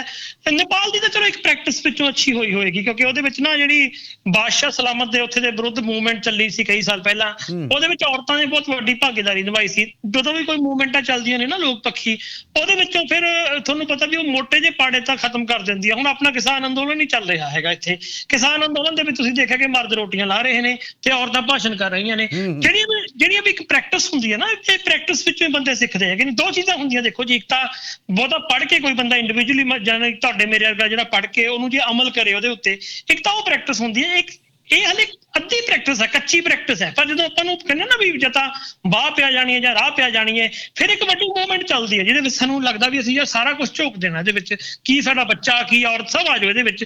ਜਦੋਂ ਫਿਰ ਤੁਸੀਂ ਸਾਰਾ ਕੁਝ ਝੋਕ ਦਿੰਦੇ ਹੋ ਨਾ, ਉਹ ਫਿਰ ਤੁਹਾਡੇ ਕਈ ਪੁਰਾਣੇ ਟੈਬੂਜ਼ ਨੇ ਜਾਂ ਔਰਤ ਮਰਦ ਵਾਲਾ, ਜਾਤ ਵਾਲਾ। ਹੁਣ ਤੁਸੀਂ ਦੇਖੋ ਕਿ ਆਪਣੇ ਬਾਰਡਰਾਂ ਤੇ ਜਾ ਕੇ ਦੇਖੋ ਵੀ ਉੱਥੇ ਕਿਹੜੀ ਜਾਤ ਦਾ ਬੰਦਾ ਬੈਠਾ, ਵੀ ਉਹ ਆਰਾਮ ਨਾਲ ਇਕੱਠੇ ਬਹਿ ਕੇ ਰੋਟੀ ਖਾਂਦੇ ਹੈਗੇ ਨੇ, ਠੀਕ ਹੈ। ਤਾਂ ਹੁਣ ਜੇ ਆਪਣੇ ਪਿੰਡੋਂ ਹੀ ਜੇ ਉੱਥੇ ਸਾਂਝੀ ਵੀ ਆਇਆ ਹੋਇਆ, ਉਹ ਸਾਂਝੀ ਨਾਲ ਰੋਟੀ ਵੀ ਖਾ ਲੈਣਗੇ। ਹੋ ਸਕਦਾ ਕਿ ਉੱਥੇ ਪਿੰਡ 'ਚ ਭਾਵੇਂ ਨਾ ਖਾਂਦੇ ਹੋਣ। ਅੱਛਾ, ਉਹਦੇ ਵਿੱਚ ਤੁਸੀਂ ਦੇਖੋਗੇ ਜੇ ਕਿਸੇ ਦਾ ਲੜਾਈ ਝਗੜਾ ਹੋਇਆ ਹੋਣਾ, ਉਹ ਵੀ ਭੁੱਲ ਗਏ ਉਹ ਵੀ ਚੱਲ ਬਈ ਆ ਜਾ ਤੂੰ ਮੇਰੇ ਕੋਲ, ਮੇਰੇ ਪਿੰਡ ਦਾ ਹੀ ਹੈ। ਸੋ ਕਹਿਣ ਦਾ ਮਤਲਬ ਜਿਹੜੇ ਨਾ ਇੱਕ ਲੋਕ ਪੱਖੀ ਮੂਵਮੈਂਟਾਂ ਨੇ, ਉਹ ਇਹਨਾਂ ਚੀਜ਼ਾਂ ਨੂੰ ਖਤਮ ਕਰਦੀਆਂ। ਨੇਪਾਲ ਦੇ ਵਿੱਚ ਉਹ 20 ਸਾਲ ਪਹਿਲਾਂ ਪ੍ਰੈਕਟਿਸ ਹੋਈ ਆ, ਇਸ ਕਰਕੇ ਵੀ ਅਸੀਂ ਕਹਿ ਸਕਦੇ ਹਾਂ ਉੱਥੇ ਚੀਜ਼ ਹੈਗੀ ਹੈ। ਵੈਸੇ ਵਾਕਿਆ ਪ੍ਰੈਕਟਿਸ ਤਾਂ ਅੱਛੀ ਚੀਜ਼ ਆ ਜੇਕਰ ਹੋ ਜੇ, ਪਰ ਪਤਾ ਨਹੀਂ ਕਿਉਂ ਲਗਾਤਾਰ ਜੇਕਰ ਜਿਵੇਂ ਹੁਣ ਤੁਸੀਂ ਗੱਲ ਚਰਚਾ ਕੀਤੀ ਕਰਨਾਟਕ ਦੇ ਵਿੱਚ ਹੋਰ ਆ ਜਿਹੜੀਆਂ ਹੈਗੀਆਂ, ਕੋਈ ਰੋਕਦਾ ਨਹੀਂ ਕੁੜੀਆਂ ਦੀਆਂ ਤੇ ਇੱਜ਼ਤ ਨੂੰ। ਜੇਕਰ ਆਪਾਂ ਆਖੀਏ ਕਿ ਜਿਵੇਂ ਇੱਕ ਜਿਹਨੂੰ ਆਪਾਂ ਕਹਿੰਦੇ ਆ ਨਾ ਵੀ ਕਮਜ਼ੋਰ ਕੜੀ ਸਮਝ ਕੇ ਗੱਲ ਕੀਤੀ ਜਾਂਦੀ ਹੈ, ਮਾਂ ਬਾਪ ਵੀ ਕਹਿ ਦਿੰਦੇ ਆ ਕਿ ਚੱਲ ਯਾਰ ਕੁੜੀ ਦਾ ਕੰਮ ਐਵੇਂ ਕੱਲ੍ਹ ਨੂੰ ਵਿਆਹੁਣੀ ਔਖੀ ਹੋ ਜੂ, ਹੋਰ ਹੋ ਜੂ। ਕਿਉਂਕਿ ਇੱਥੇ ਹਰੇਕ ਚੀਜ਼ ਮਸਲਾ ਪਰਿਵਾਰ ਦੀ ਜਿਹੜੀ ਨਿਸ਼ਠਾ ਦੇ ਨਾਲ, ਪਰਿਵਾਰ ਦੀ ਇੱਜ਼ਤ ਦੇ ਨਾਲ ਜੋੜ ਕੇ ਧੀ ਧਿਆਣੀ ਦਾ ਰੱਖਿਆ ਜਾਂਦਾ, ਕਿਉਂਕਿ ਉਹ ਬਹੁਤ ਕਮਜ਼ੋਰ ਕਰ ਜਾਂਦਾ ਜਦੋਂ ਫਿਰ ਸਵਾਲਾਤ ਕਰਦੇ ਕੀਤੇ ਜਾਂਦੇ ਨੇ। ਉਹਦੇ ਵਿੱਚ ਵੀ ਨਾ ਤੁਸੀਂ ਇੱਕ ਚੀਜ਼ ਦੇਖੋ, ਇਹ ਚੀਜ਼ਾਂ ਤਾਂ ਹੈਗੀਆਂ ਸਾਡੇ ਸਮਾਜ 'ਚ ਪਈਆਂ। ਇਹ ਮਤਲਬ ਉਹ ਚੀਜ਼ਾਂ ਨੇ ਜਿਹੜੀਆਂ ਹੁਣ ਕਿਤੇ ਨਾ ਕਿਤੇ ਆਮ ਬੰਦੇ ਨੂੰ ਨਾ ਕਿ ਝੁਕਣ ਲਈ ਮਜਬੂਰ ਕਰ ਦਿੰਦੀਆਂ ਨੇ।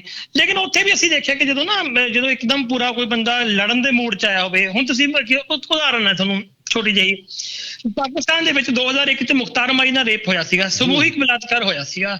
ਝੂਠਾ ਦੋਸ਼ ਲਾ ਕੇ ਹੋਇਆ ਸੀ ਵੀ ਤੇਰਾ ਭਰਾ ਜਿਹੜਾ ਹੈਗਾ ਨਾ ਸਾਡੀ ਸੋ ਕਾਲਡ ਉੱਚ ਜਾਤੀ ਦੀ ਜਿਹੜੇ ਹੈਗੇ ਕੁੜੀ ਦੇ ਉੱਤੇ ਅੱਖ ਰੱਖਦਾ। ਹਾਲਾਂਕਿ ਉਹਦੇ ਵਿੱਚ ਕੋਈ ਮਾਮਲਾ ਹੀ ਨਹੀਂ ਸੀ, ਕਿਉਂਕਿ ਉਸ ਸਮੇਂ ਮੁਖਤਾਰ ਮਾਈ ਹੈ, ਉਹਦੇ ਭਰਾ ਦੀ ਉਮਰ 11 ਸਾਲ ਦੀ ਸੀ ਤੇ ਜਿਹੜੀ ਕੁੜੀ ਦੇ ਬਾਰੇ ਕਿਹਾ ਗਿਆ ਸੀਗਾ ਵੀ ਇਹ ਕੁੜੀ ਦੇ ਉੱਤੇ ਅੱਖ ਰੱਖਦਾ, ਉਹ ਕੁੜੀ 20 ਸਾਲ ਦੀ ਸੀ। ਹੁਣ 20 ਸਾਲ ਤੇ 11 ਸਾਲ ਦੀ ਕੁੜੀ ਦਾ ਕੋਈ ਮੇਲ ਲੱਗਦਾ ਨਹੀਂ ਸਿੱਧਾ ਹੈ।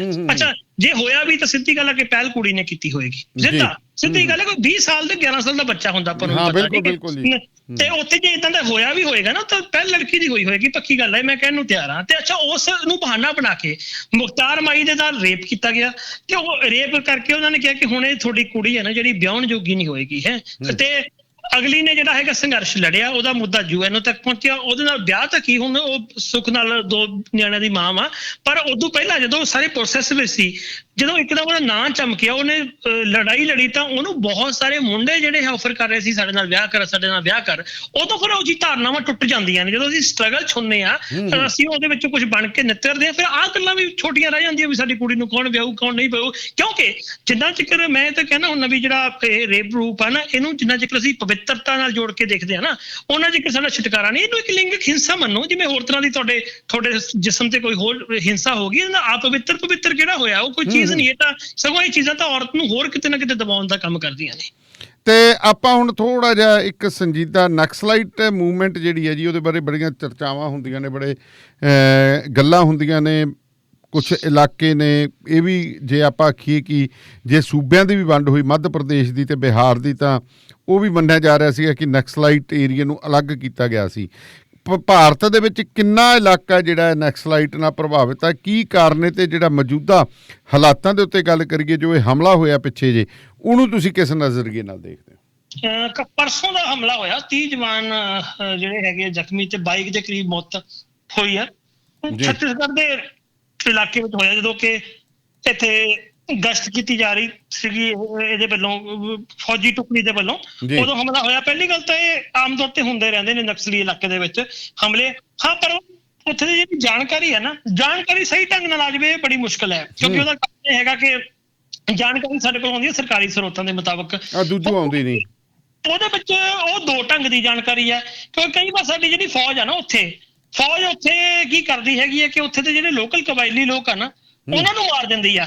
ਉਹਨਾਂ ਨੂੰ ਮਾਰ ਕੇ ਉਹ ਕਹਿੰਦੇ ਵੀ ਨਕਸਲੀ ਹੈਗੇ ਨੇ। ਅੱਛਾ। ਉਹ ਦੋ ਚੀਜ਼ਾਂ ਨੇ, ਇੱਕ ਤਾਂ ਮਾਓਵਾਦੀ ਗਰੀਲੇ ਲੜ ਰਹੇ ਨੇ। ਇਹ ਫੌਜ ਸ਼ਬਦ ਆਪਾਂ ਥੋੜਾ ਜਿਹਾ ਕਨਫਿਊਜ਼ਨ ਕਲੀਅਰ ਕਰਦੇ। ਫੌਜ ਦੀ ਜੀ ਪੈਰਾਮਿਲਟਰੀ ਫੋਰਸਿਸ ਹੁੰਦੀਆਂ ਨੇ, ਹਾਂ ਪੈਰਾਮਿਲਟਰੀ ਨੀਮ ਫੌਜੀ ਦਸਤੇ, ਨੀਮ ਫੌਜੀ ਦਸਤੇ ਕਹਿ ਸਕਦੇ ਆ। ਉੱਥੇ ਹੁਣ ਕੀ ਹੁੰਦਾ ਕਿ ਜਿਹੜੀ ਉੱਥੇ ਦੀ ਮੌਜੂਦਾ, ਪਹਿਲਾਂ ਤਾਂ ਮੈਂ ਹਾਲਾਤ ਬਾਰੇ ਦੱਸਾਂਗਾ, ਫਿਰ ਥੋੜੀ ਹਿਸਟਰੀ ਦੇ ਵਿੱਚ ਆਪਾਂ ਚੱਲਾਂਗੇ ਜੀ। ਹਾਲਾਤ ਕੀ ਹੈ ਕਿ ਸਿੱਧੀ ਜੀ ਜੇ ਕਿਸੇ ਬੰਦੇ ਨੂੰ ਸਮਝਾਉਣਾ ਹੋਵੇ, ਉੱਥੇ ਨਾ ਕਈ ਸਾਰੇ ਕਾਨੂੰਨ ਬਣੇ ਹੋਏ ਨੇ ਸਾਡੇ ਕੰਸਟੀਟਿਊਸ਼ਨ ਵਿੱਚ ਵੀ, ਜਿਹੜੇ ਕਿ ਇਹ ਕਹਿੰਦੇ ਨੇ ਕਿ ਉੱਥੇ ਦੇ ਜਿਹੜੇ ਜਲ ਜੰਗਲ ਜ਼ਮੀਨ ਆ ਨਾ ਉਹਨਾਂ ਦੇ ਉੱਤੇ ਜਿਹੜਾ ਕਬਜ਼ਾ ਉਹਨਾਂ ਲੋਕਾਂ ਦਾ ਹੀ ਹੈਗਾ। ਉਹਦੇ ਲਈ ਬਕਾਇਦਾ ਇੱਕ ਪੇਸ਼ਾ ਵਰਗੇ ਕਾਨੂੰਨ ਬਣੇ ਹੋਏ ਨੇ ਤੇ ਇੱਥੇ ਹੁਣ ਸਰਕਾਰ ਚਾਹੁੰਦੀ ਹੈ ਕਿ ਉਹ ਸਾਰੇ ਕਾਨੂੰਨਾਂ ਨੂੰ ਛਿੱਕੇ ਤੇ ਟੰਗ ਕੇ ਇਹ ਉੱਥੇ ਦੇ ਜਿਹੜੇ ਕੁਦਰਤੀ ਸਰੋਤ ਹੈ ਵੱਡੀਆਂ ਵੱਡੀਆਂ ਕੰਪਨੀਆਂ ਨੂੰ ਦਿੱਤੇ ਜਾਣ। ਜਿਵੇਂ ਵੇਦਾਂਤਾ ਕੰਪਨੀ ਦਾ ਉੱਥੇ ਬਹੁਤ ਵੱਡਾ ਨਾਂ ਚੱਲਦਾ ਸੀ, ਵੀ ਵੇਦਾਂਤਾ ਨੂੰ ਉੱਥੇ, ਜਿਵੇਂ ਆਪਣੇ ਪੰਜਾਬ 'ਚ ਵੇਦਾਂਤਾ ਦਾ ਨਾਂ ਚੱਲਦਾ ਸੀ, ਵੇਦਾਂਤਾ ਨੂੰ ਜਿਹੜਾ ਇਹਨਾਂ ਨੇ ਵੰਡੇ ਆ ਤੇ ਉਹਦਾ ਉਹ ਜਿਹੜਾ ਵਿਰੋਧ ਹੋ ਰਿਹਾ ਉੱਥੇ ਜਿਹੜੇ ਮਾਓਵਾਦੀ ਗਰੀਲੇ ਨੇ ਉਹ ਅਸਲ ਵਿੱਚ ਉੱਥੇ ਦੇ ਲੋਕ ਜਿਹੜੇ ਲੋਕਲ ਕਬਾਇਲੀ ਨੇ ਉਹਨਾਂ ਨਾਲ ਖੜੇ ਹੁੰਦੇ ਨੇ। ਇਸ ਕਰਕੇ ਉਹਨਾਂ ਦੀ ਹਮਦਰਦੀ ਲੈਂਦੇ ਹੈਗੇ ਨੇ ਲੋਕਲ ਲੋਕਾਂ ਦੀ। ਹੈ ਤੇ ਪੁਲਿਸ ਜਿਹੜਾ ਆਉਂਦੀ ਹੈ ਉਹ ਫਿਰ ਇਹਨਾਂ ਨੂੰ ਮਾਓਵਾਦੀਆਂ ਨੂੰ ਤਾਂ ਲੜਦੀ ਹੈ, ਉਹ ਨਾਲ ਲੋਕਲ ਲੋਕਾਂ ਨੂੰ ਵੀ ਮਾਰਦੀ ਕੁੱਟਦੀ ਹੈ। ਅੱਛਾ, ਉਹ ਨਾ ਉਹਨੂੰ ਘੇਰਨ ਲਈ, ਉਹਨਾਂ ਤੋਂ ਜਲ ਜੰਗਲ ਜ਼ਮੀਨ ਛਡਾਉਣ ਦੇ ਲਈ ਇਹਨਾਂ ਨੇ ਇੱਕ ਸਲਵਾ ਜੁਡਮ ਨਾਂ ਦੀ ਜਥੇਬੰਦੀ ਬਣਾਈ, ਜਿਹਨੂੰ ਕਿ ਸਾਡੀ ਸੁਪਰੀਮ ਕੋਰਟ ਕਹਿ ਚੁੱਕੀ ਹੈ ਵੀ ਇਹ ਗੈਰ ਕਾਨੂੰਨੀ। ਉਹਦੇ ਵਿੱਚ ਕੁਝ ਧਨਾੜ ਲੋਕਾਂ ਦਾ, ਉੱਥੇ ਦੇ ਜਿਹੜੇ ਰਹਿੰਦੇ ਹੋਏ ਸਰਕਾਰੀ ਟੌਟ ਜਿਹਨੂੰ ਆਪਾਂ ਕਹਿੰਦੇ ਆ, ਉਹਨਾਂ ਦਾ ਇੱਕ ਗਰੁੱਪ ਬਣਾਇਆ ਹੁੰਦਾ। ਉਹ ਜਾ ਕੇ ਉਹਨਾਂ ਆਦੀਵਾਸੀਆਂ ਦੇ ਘਰ ਜਾਲਦੇ ਨੇ, ਔਰਤਾਂ ਦਾ ਰੇਪ ਕਰਦੇ ਨੇ, ਕਈਆਂ ਦੀ ਉਂਗਲਾਂ ਨਿਆਣਿਆਂ ਦੀਆਂ ਕੱਟੀਆਂ ਹੋਈਆਂ ਸੀਗੀਆਂ। ਉਹ ਪ੍ਰੈਸ ਵਿੱਚ ਸਮੇਂ ਤੇ ਆਉਂਦਾ ਰਿਹਾ ਤੇ ਸੋਨੀ ਸੋਰੀ ਨਾਂ ਦੀ ਉਹਨਾਂ ਦੀ ਲੀਡਰ ਸੀਗੀ, ਉਹਨਾਂ ਦੇ ਨਾਲ ਥਾਣੇ ਦੇ ਵਿੱਚ ਸਮੂਹਿਕ ਬਲਾਤਕਾਰ ਕੀਤਾ ਗਿਆ, ਜਿਹਨੂੰ 2014 ਦੇ ਵਿੱਚ ਆਮ ਆਦਮੀ ਪਾਰਟੀ ਨੇ ਟਿਕਟ ਦਿੱਤੀ ਸੀਗੀ। ਇਹ ਸਾਰਾ ਕੁਝ ਹੁੰਦਾ ਰਿਹਾ ਸਰਕਾਰੀ ਟੌਟਾਂ ਨਾਲ ਮਿਲ ਕੇ, ਉੱਥੇ ਦੇ ਜਿਹੜਾ ਅਰਧ ਸੈਨਿਕ ਫੌਜੀ ਬਲ ਹੋ ਗਏ ਉਹਨਾਂ ਨਾਲ ਮਿਲ ਕੇ, ਫਿਰ ਉੱਥੇ ਪੁਲਿਸ ਨਾਲ ਮਿਲ ਕੇ ਵੀ ਹੁੰਦਾ ਰਿਹਾ। ਉੱਥੇ ਜਿਹੜਾ ਕੋਈ ਪੱਤਰਕਾਰ ਰਿਪੋਰਟਿੰਗ ਕਰ ਜਾਂਦਾ ਉਹਦੇ ਲਈ ਬੜੀਆਂ ਸਮੱਸਿਆਵਾਂ। ਉੱਥੇ ਮਾਲਿਨੀ ਸੁਬਰਾਮਨੀਅਮ ਇੱਕ ਜਰਨਲਿਸਟ ਸੀਗੀ ਆਂਧਰਾ ਦੀ, ਉਹਨੇ ਉੱਥੇ ਜਾ ਕੇ ਜਿਹੜੀ ਰਿਪੋਰਟਿੰਗ ਕਰਨ ਦੀ ਕੋਸ਼ਿਸ਼ ਕੀਤੀ ਤਾਂ ਉੱਥੇ ਉਹਨੂੰ ਭਜਾ ਦਿੱਤਾ ਗਿਆ, ਉਹਦੇ ਤੇ ਹਮਲੇ ਕੀਤੇ ਗਏ। ਹਾਲਾਂਕਿ ਇੰਡੀਆ 'ਚ ਤਾਂ ਉਹ ਵਿਚਾਰੀ ਨੂੰ ਪਰਾਂ ਰੱਖਿਆ ਗਿਆ, ਉਹਨੇ ਸਿਕਿਉਰਲੀ ਕੀਤੀ ਸੀਗੀ ਰਿਪੋਰਟਿੰਗ, ਪਰ ਉਹਨੂੰ ਇੱਕ ਇੰਟਰਨੈਸ਼ਨਲ ਜਿਹੜਾ ਮੀਡੀਆ ਅਵਾਰਡ ਮਿਲਿਆ ਵਾ, ਜਿਹੜਾ ਇਸ ਲਈ ਮਿਲਿਆ ਕਿ ਆਪਣੀ ਜਾਨ ਨੂੰ ਜ਼ੋਖਮ ਵਿੱਚ ਪਾ ਕੇ ਉਹਨੇ ਪੱਤਰਕਾਰੀ ਕੀਤੀ ਹੈ। 2016 'ਚ ਮਿਲਿਆ ਸੀ ਉਹਨੂੰ ਉਹ ਅਵਾਰਡ। ਇਹ ਤਾਂ ਹੈਗਾ ਉੱਥੇ ਦੀ ਕਹਾਣੀ ਹੈ ਜੀ ਜਿਹੜੀ ਮੌਜੂਦਾ, ਕਿ ਉੱਥੇ ਆਮ ਲੋਕ ਨੇ ਜਿਹੜੇ ਪਿਸ ਰਹੇ ਨੇ, ਕਿਉਂਕਿ ਸਾਡੀ ਸਰਕਾਰ ਜਿਹੜੀ ਹੈਗੀ ਹੈ ਜਲ ਜੰਗਲ ਜ਼ਮੀਨ ਹੈ ਜਿਹੜੀ ਉਹ ਲੋਕਾਂ ਨੂੰ ਦੇ ਰਹੀ ਹੈ, ਜਿਹੜੀ ਉਹਨਾਂ ਦੇ ਹੱਕ 'ਚ ਆਵਾਜ਼ ਇੰਡੀਆ 'ਚ ਬਹਿ ਕੇ, ਯਾਨੀ ਕਿ ਆਪਾਂ ਸ਼ਹਿਰਾਂ 'ਚ ਬਹਿ ਕੇ ਉਠਾ ਰਹੇ ਆ, ਉਹਨੂੰ ਸਰਕਾਰ ਜਿਹੜੀ ਹੈਗੀ ਆ ਕਹਿ ਰਹੀ ਹੈਗੀ ਹੈ ਜੀ ਇਹ ਤਾਂ ਜੀ ਸ਼ਹਿਰੀ ਨਕਸਲੀ ਹੈਗੇ ਨੇ, ਜਿਵੇਂ ਆਪਾਂ ਪੜ੍ਹਦੇ ਸੁਣਦੇ ਆ। ਹੁਣ ਇਹਦੀਆਂ ਜਿਹੜੀਆਂ ਜੜਾਂ ਲੱਭਣੀਆਂ, ਹੁਣ ਉੱਥੇ ਆ ਜਾਂਦੇ ਆ, ਕਿਉਂਕਿ ਹਿਸਟਰੀ ਨਾਲ ਵੀ ਆਪਾਂ ਇਹ ਵੀ ਕੱਢਣੀਆਂ ਪੈਣੀਆਂ ਜੀ। ਬਿਲਕੁਲ ਇਹ ਵੀ ਕੱਢਣੀਆਂ ਪੈਣੀਆਂ, ਇਹ ਵੀ ਆਪਾਂ ਆਪਣੇ ਦੋਸਤਾਂ ਨੂੰ ਜੋੜ ਦਿੰਦੇ ਆ। ਦੇਖੋ ਇਹਦੀਆਂ ਜੜਾਂ ਜਿਹੜੀਆਂ ਸਿੱਧੀਆਂ ਜੀਆਂ ਤੁਹਾਨੂੰ ਮੈਂ ਦੱਸਾਂ, ਇਹ ਹੈਗੀਆਂ ਜਦੋਂ ਆਜ਼ਾਦੀ ਮੂਵਮੈਂਟ ਤੋਂ ਬਾਅਦ ਨਾ ਬਹੁਤ ਸਾਰੀਆਂ ਮੂਵਮੈਂਟਾਂ ਚੱਲੀਆਂ ਨੇ, ਜਿਹਦੇ ਵਿੱਚ ਭੂਮੀ ਸੁਧਾਰ ਮੂਵਮੈਂਟ ਚੱਲੀ ਆ, ਆਪਣੇ ਪੰਜਾਬ ਦੇ ਵਿੱਚ ਮੁਜ਼ਾਹਰਾ ਮੂਵਮੈਂਟ ਵੀ ਆਪਾਂ ਦੇਖੀ ਹੈਗੀ ਆ। ਉਹ ਕੀ ਸੀਗਾ, ਇਹ ਮੂਵਮੈਂਟਾਂ ਤਾਂ ਚੱਲੀਆਂ ਸੀ ਵੀ ਭੂਮੀ ਉੱਤੇ ਮੁਜ਼ਾਹਰਿਆਂ ਜਿਹੜੇ ਬੰਦੇ ਵਿਚਾਰੇ ਆਮ ਖੇਤੀ ਕਰਦੇ ਨੇ ਪਰ ਮਾਲਕਾਂ ਹੋਰ ਨੇ, ਉਹਨਾਂ ਦਾ ਕਬਜ਼ਾ ਹੋਵੇ। ਫਿਰ ਸਰਕਾਰੀ ਰੂਪ ਦੇ ਵਿੱਚ ਕਾਨੂੰਨ ਵੀ ਬਣੇ, ਹਾਂ ਵੀ ਭਾਈ ਹੋਵੇਗਾ, ਪਰ ਅਮਲ ਨਹੀਂ ਹੋਇਆ ਇਹਦੇ ਉੱਤੇ।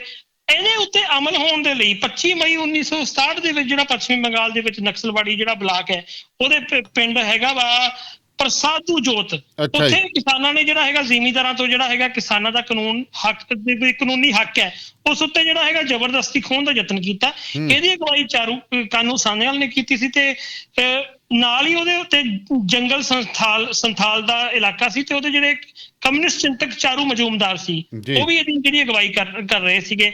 ਉੱਥੇ ਕਿਸਾਨਾਂ ਨੇ ਜਿਹੜਾ ਹੈਗਾ ਪੁਲਿਸ ਵਿਚਾਰੇ ਹਿੰਸਾ ਹੋਈ ਤੇ ਇਸ ਦੌਰਾਨ ਬਗਾਵਤ ਹੋਈ, ਇੱਥੋਂ ਬਗਾਵਤ ਚੱਲੀ। ਬਗਾਵਤ ਨੇ ਕਾਫੀ ਲੰਮੇ ਸਮੇਂ ਦੇ ਭਾਵੇਂ ਕਿ ਉਦੋਂ ਬਾਅਦ 70ਵਿਆਂ ਤੱਕ ਇਹਨੂੰ ਜਿਹੜਾ ਦਬਾ ਦਿੱਤਾ ਗਿਆ, ਲੇਕਿਨ ਇਹਦਾ ਆਪਣੇ ਨਾ ਜਿਹੜਾ ਹੈਗਾ ਜਿਹਨੂੰ ਆਪਾਂ ਕਹਿੰਦੇ ਆ ਕਿ ਲਿਟਰੇਚਰ ਹੈ ਆਪਣੇ ਪੰਜਾਬ ਦਾ, ਜਦੋਂ ਪੰਜਾਬ ਵਿੱਚ ਇਹ ਮੂਵਮੈਂਟ ਪਹੁੰਚੀ ਹੈ, ਪੰਜਾਬ ਵਿੱਚ ਮੂਵਮੈਂਟ ਪਹੁੰਚਦੇ ਹੋਏ ਇਹਨੇ ਲਿਟਰੇਚਰ ਤੇ ਆਪਣਾ ਕਾਫੀ ਡੂੰਘਾ ਆਪਣਾ ਪ੍ਰਭਾਵ ਰੱਖਿਆ।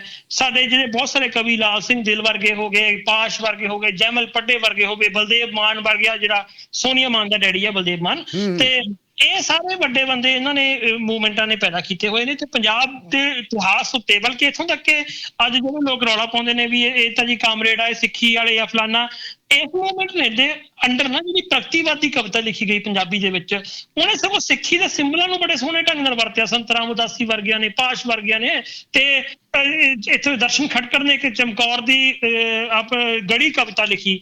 ਉਹ ਮਤਲਬ ਬਿਲਕੁਲ ਸਿੱਖ ਹਿਸਟਰੀ ਨੂੰ ਨਵੇਂ ਢੰਗ ਦੇ ਵਿੱਚ, ਮਤਲਬ ਵੀ ਸਿੱਖ ਇਤਿਹਾਸ ਆ ਜਿਹੜਾ ਉਹਨੂੰ ਨਵੇਂ ਰੂਪ ਦੇ ਵਿੱਚ ਪ੍ਰਭਾਸ਼ਿਤ ਕਿਵੇਂ ਕਰਨਾ, ਇਹ ਕੰਮ ਤਾਂ ਕਦੇ ਸ਼੍ਰੋਮਣੀ ਕਮੇਟੀ ਦਾ ਸੀਗਾ, ਪਰ ਇਹ ਲੋਕੀ ਮੂਵਮੈਂਟ ਨੇ ਕੀਤਾ। ਸੋ ਇਹ ਮੂਵਮੈਂਟ ਸੀਗੀ। ਇਹ ਅੱਜ ਜਿਹੜਾ ਹੈਗਾ ਇਹਦਾ ਖਾਸਾ ਜਿਹੜਾ 2004 ਦੇ ਵਿੱਚ ਭਾਰਤ ਲੈਵਲ ਦੇ ਵਿੱਚ ਫਿਰ ਐਕਟਿਵ ਹੋਈ ਹੈ। ਜਦੋਂ ਇਹ ਐਕਟਿਵ ਹੋਈ ਹੈ ਉਹਦੇ ਵਿੱਚ ਇਹਦੇ ਮੇਨ ਜਿਹੜੇ ਇਲਾਕੇ ਨੇ ਉਹ ਬੰਗਾਲ ਦਾ ਇਲਾਕਾ ਹੋ ਗਿਆ, ਇਹ ਛੱਤੀਸਗੜ੍ਹ ਦਾ ਇਲਾਕਾ ਹੋ ਗਿਆ, ਝਾਰਖੰਡ ਦਾ ਇਲਾਕਾ ਹੋ ਗਿਆ, ਬਿਹਾਰ ਦਾ ਇਲਾਕਾ ਹੋ ਗਿਆ, ਮੱਧ ਪ੍ਰਦੇਸ਼ ਦੇ ਵਿੱਚੋਂ ਜਿਹੜਾ ਛੱਤੀਸਗੜ੍ਹ ਕੱਢ ਦਿੱਤਾ ਗਿਆ ਉਹ ਤਾਂ ਹੀ ਉਧਰੋਂ ਨਿਕਲਿਆ ਨਾ। ਤੇ ਫਿਰ ਕੁਛ ਇਲਾਕਾ ਜਿਹੜਾ ਹੈਗਾ ਉੱਤਰਾਖੰਡ ਨਾਲ ਸੰਬੰਧਿਤ ਵੀ ਥੋੜੀ ਐਕਟੀਵਿਟੀ ਹੈਗੀ ਹੈ, ਜੰਗਲ ਦਾ ਇਲਾਕਾ ਨਹੀਂ ਹੈਗਾ ਭਾਵੇਂ ਕਿ, ਉੱਥੇ ਉਹ ਐਕਟੀਵਿਟੀ ਚੱਲਦੀ ਆ। ਫਿਰ ਆਂਧਰਾ ਵਿੱਚ ਵੀ ਇਹਦਾ ਇਲਾਕਾ ਹੋਗਾ। ਮਤਲਬ ਇਹ ਇਲਾਕਾ ਬਹੁਤ ਵੱਡਾ ਇਲਾਕਾ ਹੈਗਾ ਜਿੱਥੇ ਇਹ ਮੂਵਮੈਂਟ ਨੇ ਆਪਣੇ ਪੈਰ ਪਸਾਰੇ ਹੋਏ ਹੈਗੇ ਨੇ, ਬਲਕਿ ਇੱਥੋਂ ਤੱਕ ਇਹਨਾਂ ਨੇ ਇੱਕ ਆਪਣਾ ਪੈਰਲਲ ਰਾਜ ਵੀ ਸਥਾਪਿਤ ਕੀਤਾ ਹੋਇਆ, ਉਹ ਜਿਹਨੂੰ ਉਹਨਾਂ ਨੇ ਇੱਕ ਆਪਣਾ ਜਿਹੜਾ ਵੱਖਰਾ ਇੱਕ ਥੋੜੇ ਏਰੀਏ ਦੇ ਵਿੱਚ ਉੱਥੇ ਇੱਕ ਆਪਣੇ ਢੰਗ ਨਾਲ ਇਹ ਕਾਨੂੰਨ ਵਿਵਸਥਾ ਵੀ ਚਲਾਉਂਦੇ ਨੇ। ਤੇ ਇੱਥੇ ਕਮਾਲ ਦੀ ਗੱਲ ਇਹ ਹੈ ਕਿ ਜਿਵੇਂ ਅਰੁੰਧਤੀ ਰਾਏ ਗਈ 2009 ਦੇ ਵਿੱਚ ਗਈ ਸੀਗੀ ਇਸ ਇਲਾਕੇ ਦੇ ਵਿੱਚ, ਉਹਨੇ ਆਊਟਲੁੱਕ ਦੇ ਵਿੱਚ ਆਰਟੀਕਲ ਲਿਖਿਆ ਸੀ ਪੂਰਾ ਦੌਰਾ ਕਰਕੇ। ਉਹਨੇ ਲਿਖਿਆ ਕਿ ਇੱਥੇ ਕਦੇ ਰੇਪ ਦੀ ਘਟਨਾ ਨਹੀਂ ਹੋਈ। ਜਿਹੜੇ ਅਸੀਂ ਆਪਣੇ ਆਪ ਨੂੰ ਸੱਭਿਅਕ ਸਮਾਜ ਕਹਿੰਦੇ ਹੋ, ਸਾਡੇ ਸੱਭਿਅਕ ਸਮਾਜ ਨਾਲੋਂ ਕਿਤੇ ਵਧੀਆ ਸਮਾਜ ਇੱਥੇ ਦਾ ਹੈਗਾ। ਹੁਣ ਮਸਲਾ ਕੀ ਹੈ ਕਿ ਇਹ ਸਮੱਸਿਆਵਾਂ ਝੱਟ ਹੱਲ ਹੋ ਸਕਦੀਆਂ ਜੇ ਸਰਕਾਰ ਇਹ ਕਹਿ ਦੇਵੇ ਕਿ ਭਾਈ ਸੰਵਿਧਾਨ ਦੇ ਵਿੱਚ ਜਿਹੜਾ ਜਲ ਜੰਗਲ ਜ਼ਮੀਨ ਦਾ ਅਧਿਕਾਰ ਆ ਤੁਹਾਡਾ ਹੈਗਾ, ਤੁਹਾਨੂੰ ਅਸੀਂ ਦਿੱਤਾ ਜਾਊਗਾ, ਤੇ ਤੁਹਾਡੇ ਸੱਭਿਆਚਾਰ ਨੂੰ, ਸਾਡਾ ਸੰਵਿਧਾਨ ਵੀ ਤਾਂ ਕਹਿੰਦਾ ਵਾ ਨਾ ਵੀ ਲੋਕਾਂ ਦੇ ਸੱਭਿਆਚਾਰਾਂ ਨੂੰ ਬਚਾਉਣਾ ਸਾਡਾ ਫਰਜ਼ ਬਣਦਾ ਹੈਗਾ। ਜਿਵੇਂ ਆਪਾਂ ਨੂੰ ਆਪਣੇ ਪੰਜਾਬੀ ਸੱਭਿਆਚਾਰ ਨੂੰ ਬਚਾਉਣ ਦਾ ਬਣਦਾ ਹੈਗਾ, ਹੋਰਾਂ ਨੂੰ ਬਣਦਾ, ਉਹ ਤਾਂ ਉਹਨਾਂ ਨੂੰ ਵੀ ਹੈਗਾ। ਬਲਕਿ ਸਟੇਟ ਕੀ ਕਰਦੀ, ਉਹਨਾਂ ਨੂੰ ਇਹ ਲੱਗਦਾ ਵੀ ਕਮਜ਼ੋਰ ਕੜੀ ਹੈਗੀ, ਕਮਜ਼ੋਰ ਲੋਕ ਨੇ, ਹਨਾ, ਤੇ ਇਹਨਾਂ ਨੂੰ ਜਿਹੜਾ ਇਹਨਾਂ ਦੇ ਕੋਲੋਂ ਕੁਦਰਤੀ ਸੋਰਸਸ ਅਸੀਂ ਖੋਈਏ, ਇਹਨਾਂ ਨੂੰ ਇਹ ਕਹੀਏ ਕਿ ਅਸੀਂ ਤੁਹਾਨੂੰ ਜੀ ਸਿੱਖਿਤ ਕਰ ਰਹੇ ਹਾਂ। ਸਿੱਖਿਤ ਕਰਨ ਦੇ ਬਹਾਨੇ, ਸਿੱਖਿਤ ਨਾਂ ਦੇ ਬਹਾਨੇ ਡਕੈਤੀ ਮਾਰੀ ਜਾ ਰਹੀ ਹੈ। ਇਹਨਾਂ ਦੇ ਹੱਕਾਂ ਤੇ ਸਿੱਧੀ ਗੱਲ ਕਰੀਏ, ਜੇਕਰ ਅਮਰੀਕਾ ਦੀ ਗੱਲ ਵੀ ਕਰ ਲਈਏ, ਭਾਵੇਂ ਆਸਟ੍ਰੇਲੀਆ ਦੀ ਗੱਲ ਕਰ ਲਈਏ, ਇਹੋ ਜਿਹੇ ਹੋਰ ਦੇਸ਼ਾਂ ਦੀ ਗੱਲ ਕਰ ਲਈਏ, ਉੱਥੋਂ ਦੇ ਜਿਹੜੇ ਕਬਾਇਲੀ ਲੋਕ ਸੀ ਉਹਨਾਂ ਦੇ ਵੀ ਇਸੇ ਤਰ੍ਹਾਂ ਹੀ ਡਕੈਤੀ ਮਾਰੀ ਗਈ, ਉਹਨਾਂ ਦੇ ਸਿਰਾਂ ਦੇ ਮੁੱਲ ਰੱਖੇ ਗਏ ਨੇ ਉਦੋਂ ਦੀਆਂ ਸਮੇਂ ਦੀਆਂ ਸਰਕਾਰਾਂ ਨੇ। ਸੋ ਆਹ ਕੁਛ ਜਿਹੜਾ ਇਹ ਲੋਕ ਜਿਹੜੇ ਸਹਿ ਰਹੇ ਹੈਗੇ ਨੇ, ਕਾਫੀ ਗਰੀਬ ਲੋਕ ਹੈਗੇ ਨੇ, ਸਾਨੂੰ ਪਤਾ ਵਾ, ਤੇ ਉੱਥੇ ਤਾਂ ਹਾਲਤਾਂ। ਅੱਛਾ, ਸਭ ਤੋਂ ਵੱਡੀ ਗੱਲ ਫਿਰ ਇਹਨਾਂ ਦੇ ਅਤੀ ਆਧੁਨਿਕ ਜਿਹੜੇ ਹਥਿਆਰ ਆਉਂਦੇ ਨੇ, ਇਹ ਕਿੱਥੋਂ ਆਉਂਦੇ ਨੇ? ਇਹਦੇ ਬਾਰੇ ਵੀ ਇੱਕ ਬਹੁਤ ਵੱਡੀ ਗੱਲ ਹੈ, ਕਿਉਂਕਿ ਲੈਂਡ ਲੌਕ ਏਰੀਆ ਕੋਈ ਇਹ ਤਾਂ ਹੈ ਨਹੀਂਗਾ ਵੀ ਕਿਸੇ ਗੁਆਂਢੀ ਮੁਲਕ ਦੇ ਨਾਲ ਇਹਨਾਂ ਦਾ ਤਾਲਮੇਲ ਹੋਵੇ ਜਾਂ ਉਧਰੋਂ ਆਉਂਦੇ ਹੋਣ ਜੀ। ਉਹਦੇ ਬਾਰੇ ਵੀ ਅਰੁੰਧਤੀ ਰਾਏ ਨੇ ਲਿਖਿਆ ਸੀਗਾ ਉਸੇ ਆਰਟੀਕਲ ਜਿਹੜਾ ਆਊਟਲੁੱਕ ਦੇ ਵਿੱਚ ਛਪਿਆ। ਉਹ ਕਹਿੰਦੇ ਕਿ ਆਮ ਤੌਰ ਤੇ ਨਾ ਇਹਨਾਂ ਦੇ ਹਥਿਆਰ ਦਿਖਾ ਦਿੱਤੇ ਜਾਂਦੇ ਨੇ ਵੀ ਬਹੁਤ ਆਧੁਨਿਕ ਹਥਿਆਰ ਹੈਗੇ ਨੇ, ਠੀਕ ਹੈ, ਤੇ ਉਹ ਆਧੁਨਿਕ ਹਥਿਆਰ ਕੋਈ ਇਸ ਤਰ੍ਹਾਂ ਦੇ ਨਹੀਂ ਹੈਗੇ। ਉਹਨਾਂ ਦੇ ਜਿਹੜੇ ਹਥਿਆਰ ਵੀ ਆਮ ਹੀ ਹੈਗੇ ਨੇ, ਜਿਹੜੇ ਕੁਝ ਤਾਂ ਦਿਖਾ ਦਿੱਤੇ ਜਾਂਦੇ ਨੇ, ਕਿਉਂਕਿ ਜਿਹੜਾ ਦਿਖਾਉਣ ਵਾਲਾ ਕੰਮ ਹੈ ਨਾ ਉਹ ਬੜਾ ਖਤਰਨਾਕ ਹੈ। ਆਮ ਆਦੀਵਾਸੀ ਔਰਤਾਂ ਨੇ, ਉਹਨਾਂ ਨੂੰ ਜਿਹੜਾ ਮਾਰ ਦਿੱਤਾ ਜਾਂਦਾ, ਠੀਕ ਹੈ, ਉਹਨਾਂ ਅੱਗੇ ਕਿਹਾ ਜਾਂਦਾ ਕਿ ਉਹ ਬਹੁਤ ਵੱਡੀ ਮਾਓਵਾਦੀ ਕਮਾਂਡਰ ਮਾਰ ਦਿੱਤੀ ਅਸੀਂ। ਹੁਣ ਇਹ ਦੋ ਚੀਜ਼ਾਂ ਨੇ, ਇੱਕ ਤਾਂ ਕਿ ਮਾਓਵਾਦੀ ਗੁਰੀਲੇ ਲੜ ਰਹੇ ਨੇ, ਉਹਨਾਂ ਦਾ ਇੱਕ ਆਪਣਾ ਸਿਸਟਮ ਆ, ਉਹ ਕਹਿੰਦੇ ਨੇ ਕਿ ਅਸੀਂ ਇੱਕ ਨਿਜ਼ਾਮ ਕਾਇਮ ਕਰਨਾ, ਕਮਿਊਨਿਸਟ ਨਿਜ਼ਾਮ ਕਾਇਮ ਕਰਨਾ ਵਾ। ਉਹ ਇੱਕ ਤਾਂ ਉਹ ਲੋਕ ਹੋ ਗਏ ਨੇ, ਇੱਕ ਹੈਗੇ ਨੇ ਆਦੀਵਾਸੀ ਲੋਕ ਜਿਹੜੇ ਉਹਨਾਂ ਦੀ ਸਪੋਰਟ ਤਾਂ ਕਰਦੇ ਨੇ, ਉਹਨਾਂ ਦੇ ਸਿੰਪਥਾਈਜ਼ਰ ਨੇ। ਉਹ ਸਿੰਪਥਾਈਜ਼ਰ ਤਾਂ ਨੇ ਕਿ ਨਹੀਂ ਤਾਂ ਫਿਰ ਪੈਰਾਮਿਲਟਰੀ ਫੋਰਸ ਉਹਨਾਂ ਨੂੰ ਮਾਰਦੀ, ਉਹ ਬਚਾਉਂਦੇ ਨੇ ਉਹਨੂੰ, ਠੀਕ ਹੈ।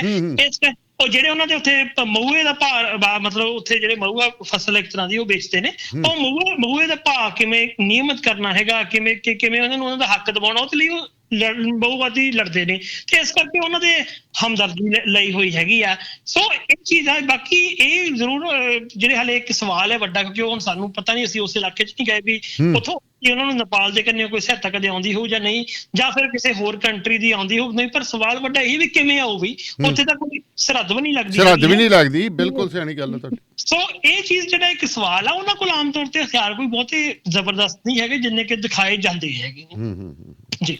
ਤੇ ਹੁਣ ਜਿਹੜੀ ਆਪਾਂ ਨਾਲ ਦੀ ਨਾਲ ਗੱਲ ਕਰ ਲਈਏ ਸੈਂਟਰ ਦੀ ਚਿੱਠੀ ਬੰਧੂਆ ਮਜ਼ਦੂਰਾਂ ਬਾਰੇ, ਢਿੱਲੋਂ ਸਾਹਿਬ ਨਾਲ ਵੀ ਚਰਚਾ ਹੋਈ ਹੈ ਥੋੜ੍ਹੀ ਜਿਹੀ, ਇਹਦੇ ਬਾਰੇ ਆਪਾਂ ਥੋੜ੍ਹਾ ਜਿਹਾ ਹੋਰ ਇਹਨੂੰ ਐਲੈਬੋਰੇਟ ਕਰ ਲਈਏ ਕਿ ਬੰਧੂਆ ਮਜ਼ਦੂਰ ਦੀ ਡੈਫੀਨੇਸ਼ਨ ਜਿਹੜੀ ਹੈ, ਦੇਖੋ ਪਿੰਡਾਂ ਦੇ ਵਿੱਚ ਮੈਂ ਗੱਲ ਕਰਦਾ ਕਿ ਪਿੰਡਾਂ ਦੇ ਵਿੱਚ ਅਕਸਰ ਇਹ ਹੋਇਆ ਜਾਂਦਾ ਕਿ ਆਪਾਂ ਸਾਲ ਭਰ ਦਾ ਅਗਲੇ ਨਾਲ ਲੇਬਰ ਦਾ ਠੇਕਾ ਮੁਕਾ ਲੈਂਦੇ ਹਾਂ, ਉਹਦੇ ਨਾਲ ਗੱਲਬਾਤ ਕਰ ਲੈਂਦੇ ਹਾਂ ਵੀ ਭਾਈ ਤੂੰ ਸਾਰਾ ਸਾਲ ਸਾਡੇ ਖੇਤ ਕੰਮ ਕਰੇਂਗਾ, ਉਹਦੀ ਤੈਨੂੰ ਸਾਲਾਨਾ ਇਨਕਮ ਇਹ ਦਿੱਤੀ ਜਾਊਗੀ, ਤੇ ਸਾਰੇ ਪੈਸੇ ਉਹ ਐਡਵਾਂਸ ਵੀ ਲੈ ਜਾਂਦੇ ਨੇ ਬਹੁਤੇ ਲੋਕ, ਕਿਉਂਕਿ ਇਹ ਰਵਾਇਤ ਚੱਲੀ ਆ ਰਹੀ ਹੈ। ਫਿਰ ਸਾਲ ਬਾਅਦ ਉਹਦਾ ਹਿਸਾਬ ਕਰ ਦਿੱਤਾ ਜਾਂਦਾ ਹੈ, ਠੀਕ ਹੈ। ਇਹ ਵੀ ਇੱਕ ਜੇਕਰ ਕੰਟਰੈਕਟ ਹੈ, ਇਹ ਕੰਟਰੈਕਟ ਜੇਕਰ ਆਪਾਂ ਆਖੀਏ ਤਾਂ ਸਾਰੀਆਂ ਆਪਣੇ ਨਾਲ ਵੀ ਨੌਕਰੀਆਂ ਦੇ ਕੰਟਰੈਕਟ ਹੁੰਦੇ ਰਹੇ ਨੇ, ਜੇਕਰ ਨੌਕਰੀ ਛੱਡਣੀ ਹੈ ਤਾਂ 2 ਮਹੀਨੇ ਦੀ ਤਨਖਾਹ ਜਮ੍ਹਾਂ ਕਰਾਓ।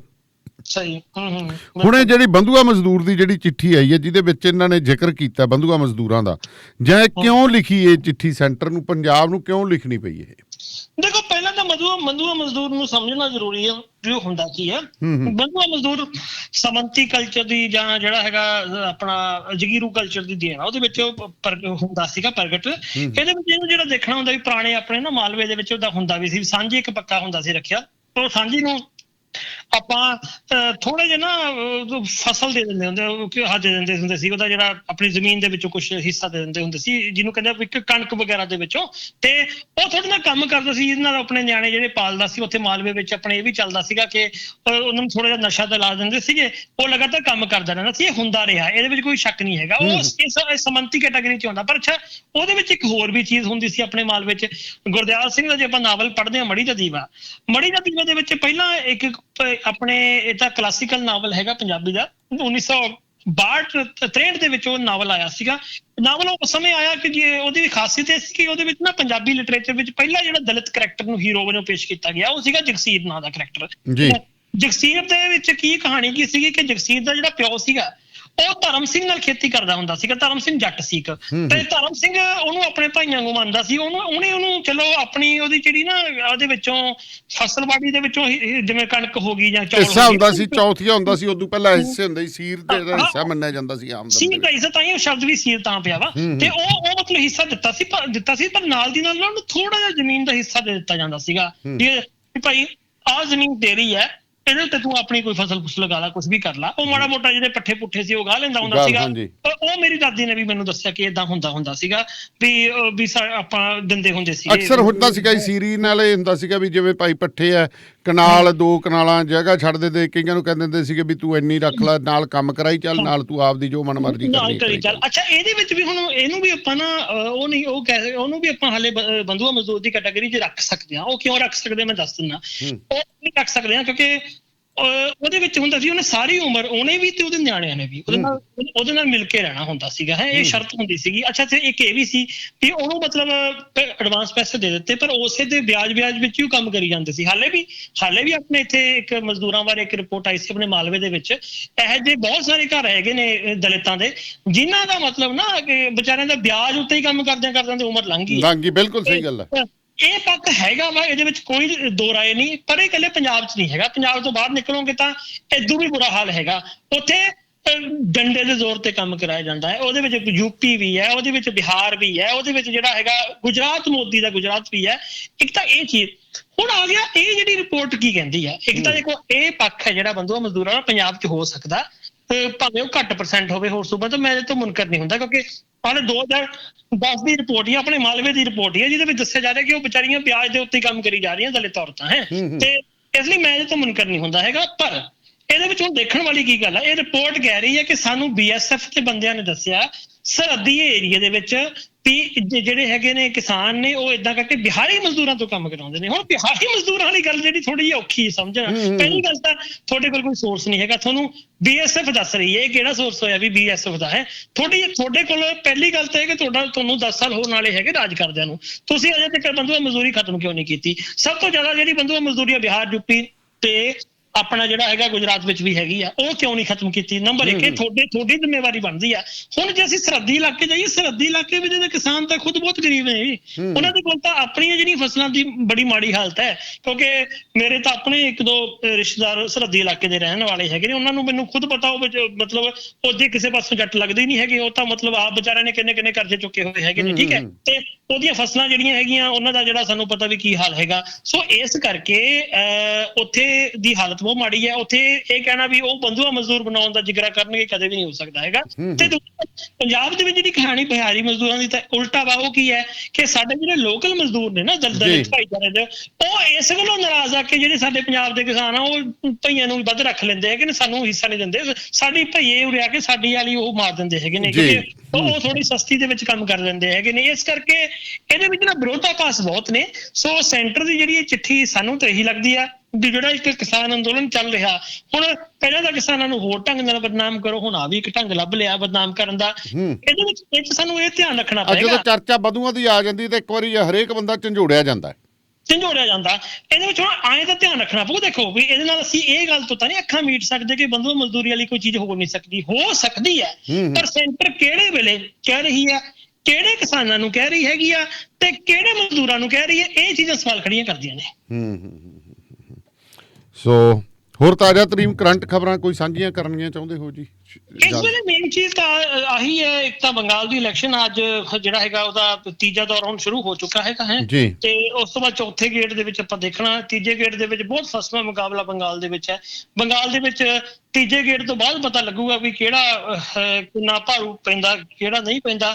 ਅਸਾਮ ਦੇ ਵਿੱਚ ਚੋਣ ਕਮਿਸ਼ਨ ਨੇ ਇੱਕ ਬੰਦੇ ਨੇ ਟਾਈਮ ਦੇ ਉੱਤੇ, ਇੱਕ ਵਿਧਾਇਕ ਨੇ ਕਲਟੀ ਮਾਰ ਕੇ ਉਧਰ ਚਲਿਆ ਗਿਆ, ਦੂਜੇ ਵਾਲੇ ਪਾਸੇ, ਬੀਜੇਪੀ ਵਾਲੇ ਪਾਸੇ। ਪਰ ਉੱਥੇ ਜਿਹੜੀ ਇਲੈਕਸ਼ਨ ਹੈ ਉਹ ਰੱਦ ਕਰਨ ਤੋਂ ਨਾ ਕਰ ਦਿੱਤੀ। ਇਲੈਕਸ਼ਨ ਕਮਿਸ਼ਨ ਉੱਤੇ ਬਹੁਤ ਸਾਰੇ ਸਵਾਲ ਖੜੇ ਹੋ ਗਏ। ਇਹ ਤਾਂ ਸਿੱਧੇ ਤੌਰ ਦੇ ਉੱਤੇ ਦੇਖੋ, ਇੱਕ ਬੰਦਾ ਹੀ ਉਧਰ ਹੋ ਜੇ ਤਾਂ ਉਹ ਤਾਂ ਹੋਣਾ ਹੀ ਹੋਣਾ ਵੀ ਚੱਲਦੀ ਇਲੈਕਸ਼ਨ ਦੇ ਵਿੱਚ ਤੁਸੀਂ ਚੋਣ ਕਿਸੇ ਦਾ ਨਿਸ਼ਾਨ ਲਿਆ ਤੇ ਤੁਸੀਂ ਹੋ ਜਾਓ ਕਿਹੜੇ ਪਾਸੇ। ਇਹ ਵੀ ਖਰੀਦੋ ਫਰੋਖਤ ਇੱਕ ਬੜੀ ਤਕੜੀ ਹੋ ਚੁੱਕੀ ਹੈ, ਤਕੜੀ ਹੋ ਚੁੱਕੀ ਹੈ। ਤੇ ਇਲੈਕਸ਼ਨ ਕਮਿਸ਼ਨ ਵਰਗੀ ਜਿਹੜੀ ਸੰਸਥਾ ਨਾ, ਉਹ ਸੰਸਥਾ ਇੰਨੇ ਸਵਾਲਾਂ ਦੇ ਘੇਰੇ ਵਿੱਚ ਆ ਚੁੱਕੀ ਹੈ ਕਿ ਜਵਾਬ ਕੋਈ ਨਹੀਂ ਹੈਗਾ ਹੁਣ। ਸੋ ਬਹੁਤ ਬਹੁਤ ਮਿਹਰਬਾਨੀ ਸ਼ਿਵਿੰਦਰ ਜੀ, ਤੁਹਾਡੀ ਸ਼ੁਕਰੀਆ। ਮਿਹਰਬਾਨੀ। ਸੋ ਇਹ ਸਨ ਸ਼ਿਵਿੰਦਰ ਜੀ ਸਾਡੇ ਨਾਲ ਜੁੜੇ ਸਨ। ਸੋ ਅੱਜ ਥੋੜ੍ਹੀ ਜਿਹੀ ਗੁਸਤਾਖੀ ਮਾਫ, ਡਾਕਟਰ ਸ਼ਿੰਦਰ ਕੌਰ ਜੀ ਹੋਰੀ ਅੱਜ ਸਾਡੇ ਨਾਲ ਨਹੀਂ ਜੁੜਨਗੇ। ਸੋ ਰੇਡੀਓ ਪੰਜਾਬ ਟੁਡੇ ਦਾ ਪ੍ਰੋਗਰਾਮ ਜਿਹੜਾ ਇੱਥੇ ਹੀ ਸਮਾਪਤ ਕਰਨ ਦੀ ਤੁਹਾਡੇ ਤੋਂ ਮੈਂ ਆਗਿਆ ਲੈਣਾ। ਬਹੁਤ ਬਹੁਤ ਸ਼ੁਕਰੀਆ ਤੁਹਾਡਾ, ਮਿਹਰਬਾਨੀ।